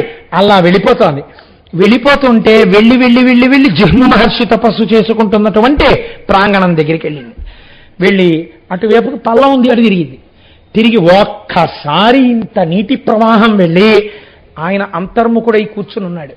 కూర్చుని ఉండేటప్పటికీ ఇంత నీరు ఆయన యొక్క ఆశ్రమాన్ని కొట్టేసి తీసుకుపోయింది. ఇది చాలా చిత్రంగా ఉంటుందండి.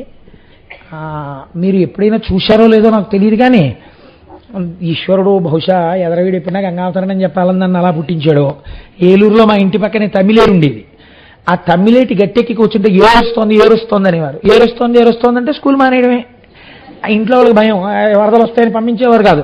వెంటనే ఏమిటంటే ఆ ఏటి గట్టెక్కి కూర్చునేవాళ్ళం. ఆ ఏరు వచ్చేటప్పుడు గబగబ గబగబా వచ్చేస్తుంటుంది ప్రవాహం. వచ్చేస్తూ పాము వెడుతుంది చూశారా, అలాగే వెళ్ళిపోతుంటుంది. వెళ్ళిపోతూ ఏట్లో అప్పటి వరకు ఈ రజకులు వాళ్ళు చిన్న చిన్న పాకలు అవి వేసుకునేవారు విశ్రాంతికి. వచ్చినప్పుడు ఎంత చిత్రం అంటే ఇలా వచ్చి ఆ పాకలోకి వెళ్ళిపోయేది అంతే. వీళ్ళందరూ సామానట్టుకుని వచ్చేసేవారు. ఆ పాక నీటి మీద తేలిపోయేది, తనతో పాటు పాకను తీసుకెళ్ళిపోయేది. పాకగా పెడుతుంది అనుకుంటున్నారా? ఆ ప్రవాహ వేగానికి కాసేపటికి ఈ కర్రలు ఇటుడిపోయేవి, ఈ కర్రలు ఇటుడిపోయేవి, ఆ ఆకులు అట్టిపడిపోయేవి. ఒక వేగం ఆకులు అటు తీసుకుపోయేది, కొన్ని కర్రలు ఇటు తీసుకుపోయేది, కొన్ని అటు వెళ్ళిపోయేవి, కొన్ని తాటాకులు అక్కడే ఇలా తిరుగుతుండేవి సుడిగుండంలో. అంతే. ఆ వేగానికి అలా వెళ్ళిపోతుంటే జలమయం అయిపోయిందంటారు. తన వేగంలో తీసుకుని వెళ్ళిపోతుంది అందరినీ. ఆ తమ్మిలేటి ఒడ్డున కూర్చునేది అన్నీ తీసుకెళ్ళిపోతుంటే అలా విచిత్రంగా చూస్తూ ఉండేవాళ్ళం. ఒక్క చెట్లు మాత్రం స్వాగతం చెప్పినట్టు గట్టు మీద ఉన్నటువంటి తుమ్మ చెట్లు మాత్రం పడిపోకుండా ఆ ప్రవాహంలో ఇలా చేతులు ముంచుతూ మొదట ఆడుకున్నవి ఏమైనా ఉంటే చెట్లే. చేతులు పెట్టి పిల్లలు చూడండి నీళ్ళల్లో చెయ్యెత్తి ఆడుకుంటారు. అలాగా బాలమురళీకృష్ణ గారు చిన్న వ్యంగ్యధ్వని చేశారు సుప్రభాతం చేస్తూ. శంకరుడు పొద్దున్నే నిద్ర లేవకముందు పడుకుని ఉంటాడట. అందరిలో చిన్నపిల్లాడు సుబ్రహ్మణ్యుడు కదండి, పెద్ద ఆయన గణపతి. ఆయన చాలా సంస్కారవంతంగా స్నానం చేసి యజ్ఞోపవీతం సంధ్యావందనం ఇవి చేసుకుని నాన్నగారు లేస్తారని కాళ్ళ దగ్గర ఇలా చేతులు కట్టుకుని ఇంచుంటాట. పార్వతీదేవి ముందే లేచి అన్నీ సిద్ధం చేసేసి ఈ చిన్న పిల్లవాడు కదా సుబ్రహ్మణ్యుడిని ఇలా చంకలో పట్టుకుని వచ్చి స్వామివారి పాన్పు దగ్గర పాదాల దగ్గర కూర్చుని ఆయన్ని మెల్లమెల్లగా తట్టి ఏమండి ఏమండి అంటుంటుంది. ఈ సుబ్రహ్మణ్యుడు మాత్రం గభాలను దిగిపోయి మంచం తలకట్టుకెళ్ళి తలగడా మీద ఇలా పడుకున్న శంకరుడి దగ్గరికి వెళ్ళి చెయ్యి తీసుకెళ్లి జటాజూటంలో పెడతాట. గంగమ్మ కదా చల్లగా ఉంటుందిట. ఈ చెయ్యి తీసి నుదుటి మీద పెడతాట. 3వ కన్నా అగ్నిహోత్రం కదా వెచ్చగా ఉంటుందిట. ఇలా ఆడుకుంటుంటే ఆ పిల్లాడు ఆడుకుంటున్నాడని శంకరుడు లేచి కణ ధనులవుతుంటే 2 చేతులతో సుబ్రహ్మణ్యుడిని తీసుకుని ఆయన బొగ్గలు ముద్దు పెట్టుకుని అప్పుడు నిద్రలేస్తట. అనుభవించారు బాలమురళీకృష్ణ గారు. సుప్రభాతం ఎలా ఉంటుంది. ఒక్కొక్కరు ధ్యానమునందు అలా దర్శించారండి. కనుక ఆ వెళ్ళిపోతున్నటువంటి గంగ జహ్ను మహర్షి యొక్క ఆశ్రమాన్ని తనతో తీసుకుపోయింది. తీసుకుపోతే ఈయన్ని తీసుకుపోదా అండి అని మీరు అడగచ్చు. గంగ కూడా తీసుకుని వెళ్ళలేదు, తపశ్శక్తి అటువంటిది. యతో భగీరథో రాజా తతో గంగా యశస్విని జగామ సదితాం శ్రేష్ఠా సర్వపాప ప్రణాశిని తస్మాజ్జగ్ను సుతా గంగా ప్రోచ్యతే జాహ్నవీతి చ జగామ చ పునర్గంగా భగీరథ రథానుగా. ఆ భగీరథుడి యొక్క రథం వెనకాతల వెళ్ళి వెళ్ళి వెళ్ళి వెళ్ళి పాతాళ లోకంలోకి వెళ్ళింది. వెళ్ళిన తర్వాత తమ పితృదేవతల యొక్క భస్మరాశుల్ని చూపించి దీని నుంచి ప్రవహించమని చేతులొగ్గి నమస్కరించి అడిగాడు. ఆ భస్మరాశుల నుంచి గంగ ప్రవహించింది. ప్రవహించగానే ఎవరి శరీరమునకు సంబంధించిన భస్మరాశులలా పడిపోయి ఉన్నాయో వాళ్ళందరూ కూడా ఉత్తర క్షణం దాహశాంతిని పొంది 60,000 మంది సగరులు ఊర్ధ్వలోకాలకి వెళ్ళిపోయారు. ఇలా ఒక్క భగీరథుడు ప్రయత్నమన్నది ఎంత ముఖ్యమో, చిత్తశుద్ధి ఎంత ముఖ్యమో చూపించి పైన ఉన్న వాళ్ళని ఊర్ధ్వలోకాలకు పంపాడు. కింద ఉన్న వాళ్ళకి వంశము లేకుండా బాధపడకుండా భగవంతుడి యొక్క అనుగ్రహాన్ని వర్షింపచేశాడు. చతుర్ముఖ బ్రహ్మగారంతటి వాడు పిలవకుండా పరిగెత్తుకొచ్చాట. పరిగెత్తుకొచ్చి భగీరథుణ్ణి చూసి కౌగిలించుకుని అన్నాడు, భస్మస్యథా ప్లుతే రామా గంగాయా సలిలేన వై సర్వలోక ప్రభబ్రహ్మ రాజానమిదమబ్రవీత్. ఆ రాజుతో భగీరథుడితో అన్నాడు, భగీరథ, ఇంకా లోకంలో ఎప్పుడైనా ఎవరైనా ఎక్కడైనా ఇంత గొప్ప ప్రయత్నం చెయ్యవలసి వస్తే దాన్ని భగీరథ ప్రయత్నం అని వస్తుంది లోకంలో. అన్నిటిని మించి ఇన్ని కష్టాలకి ఓర్పుతో ఈ పాయని పాతాళానికి తెచ్చావు కనుక ఈ పాయకి భాగీరథి అని పేరు. నీ పేరే వస్తుంది ఈ గంగా ప్రవాహానికి. తెలిసి కాని తెలియక కాని ఎన్ని పాపములు చేసిన వారైనా సరే ఈశ్వరుడు అంతటి శక్తివంతుడే, అంతటి బలవంతుడే, గోకర్ణ క్షేత్రం అంత గొప్పదే, అంత దయాళువే. ఆయన శరీరమునకు తగలడము వలనే గంగకి ఇప్పటికీ ఎప్పటికీ ఎంతమంది పాపాలు కడిగినా కడగగలిగినటువంటి శక్తి నిలబడుతోందని నమ్మి గంగావతరణ కథని చేతులెత్తి నమస్కరించి పరమేశ్వరుడు అలా నిలబడినటువంటి ఆ గంగాధరుడి యొక్క పాదములను దర్శించి ఆ తెల్లటి పాదాలకి ఎవరు నమస్కరిస్తున్నారో, ఎవరు ఈ గంగావతరణ కథని అనుమానాలు పెట్టుకోకుండా విని నమ్మి నమస్కరిస్తున్నారో అటువంటి వారికి ఇదమాఖ్యానమవ్యగ్రో గంగావతరాం శుభం యః శృణోతి చకాకుత్స సర్వాన్ కామానవాప్నుయాత్. అసలు వాల్మీకి మహర్షి ఎక్కడ చెప్పరు ఫలశ్రుతలు. అలాంటి వారు షణ్ముఖోత్పత్తికి గంగావతరణానికి ఫలశ్రుతి చెప్పారు. ఎవరు పరమ పూజ్యభావముతో నమ్మి నమస్కరించి విశ్వాసముతో గంగావతరణము వింటున్నారో అటువంటి వారి యొక్క సమస్తమైన కోర్కెలు తీరుతాయి. సర్వే పాపాః ప్రణశ్యంతి.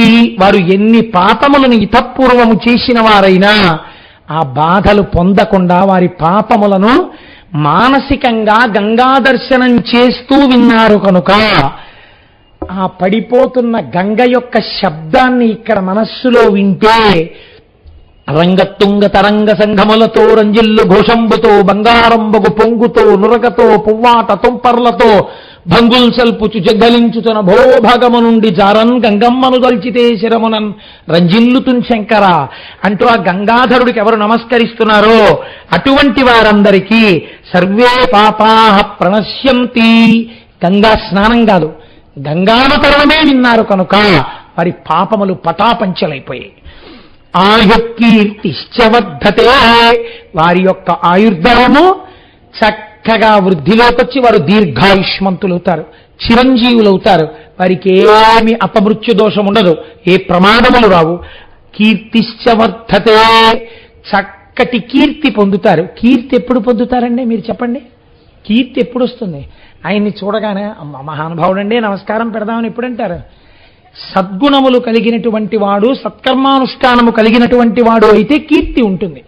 అంటే ఈ గంగావతరణము వినడము చేత మనస్సు మారి భగవంతుడి వైపుకి మనస్సు ప్రచోదనమై సత్కర్మానుష్ఠానము కలిగి వేరొకసారి నేను పాపము చేయరాదన్న సద్బుద్ధి కలిగి వాడు పుణ్యాత్ముడై లోకము చేత కీర్తింపబడవలసిన వాడిగా మారుచున్నాడు.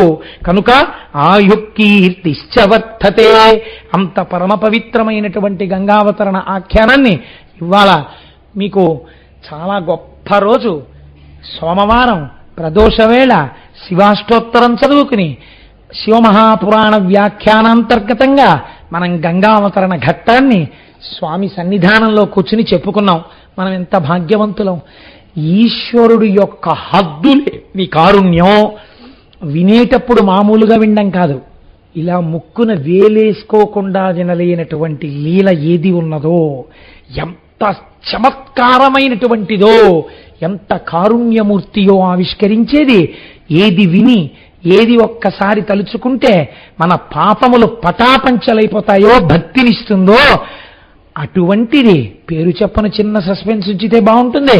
మధ్యాహ్నం భోజనానికి రండి, ఏం వండుతానో చూద్దురు గాని అంటే ఎప్పుడు 1 గంట అవుతుందా అని ఇలా వాచి చూసుకున్నటువంటి భర్తలా రేపటి రోజున ఈశ్వరుడు అంత పరమ పవిత్రమైన ఆఖ్యానమును నా చేత చెప్పించి మిమ్మల్ని వినేటట్టు చేసి ఉభయులను ఉద్ధరించుగాక అని పరమేశ్వరుడి పాదములు పట్టి ప్రార్థన చేస్తూ మంగళాశాసనపరై పదాచార్య పురోగమై సర్వైశ్చ పూర్వైరాచార్యై సత్కృతాయాస్తు మంగళం. మంగళం కోసలేంద్రాయ మహనీయ గుణాత్మనే చక్రవర్తి తనూజాయ సర్వభౌమాయ మంగళం. ఉమాకాంతాయ కాంతాయ కామితార్థప్రదాయినే శ్రీగిరీశాయ దేవాయ మలినాథాయ మంగళం. సర్వం శ్రీ ఉమామహేశ్వర పరబ్రహ్మార్పణమస్తు. స్వస్తి.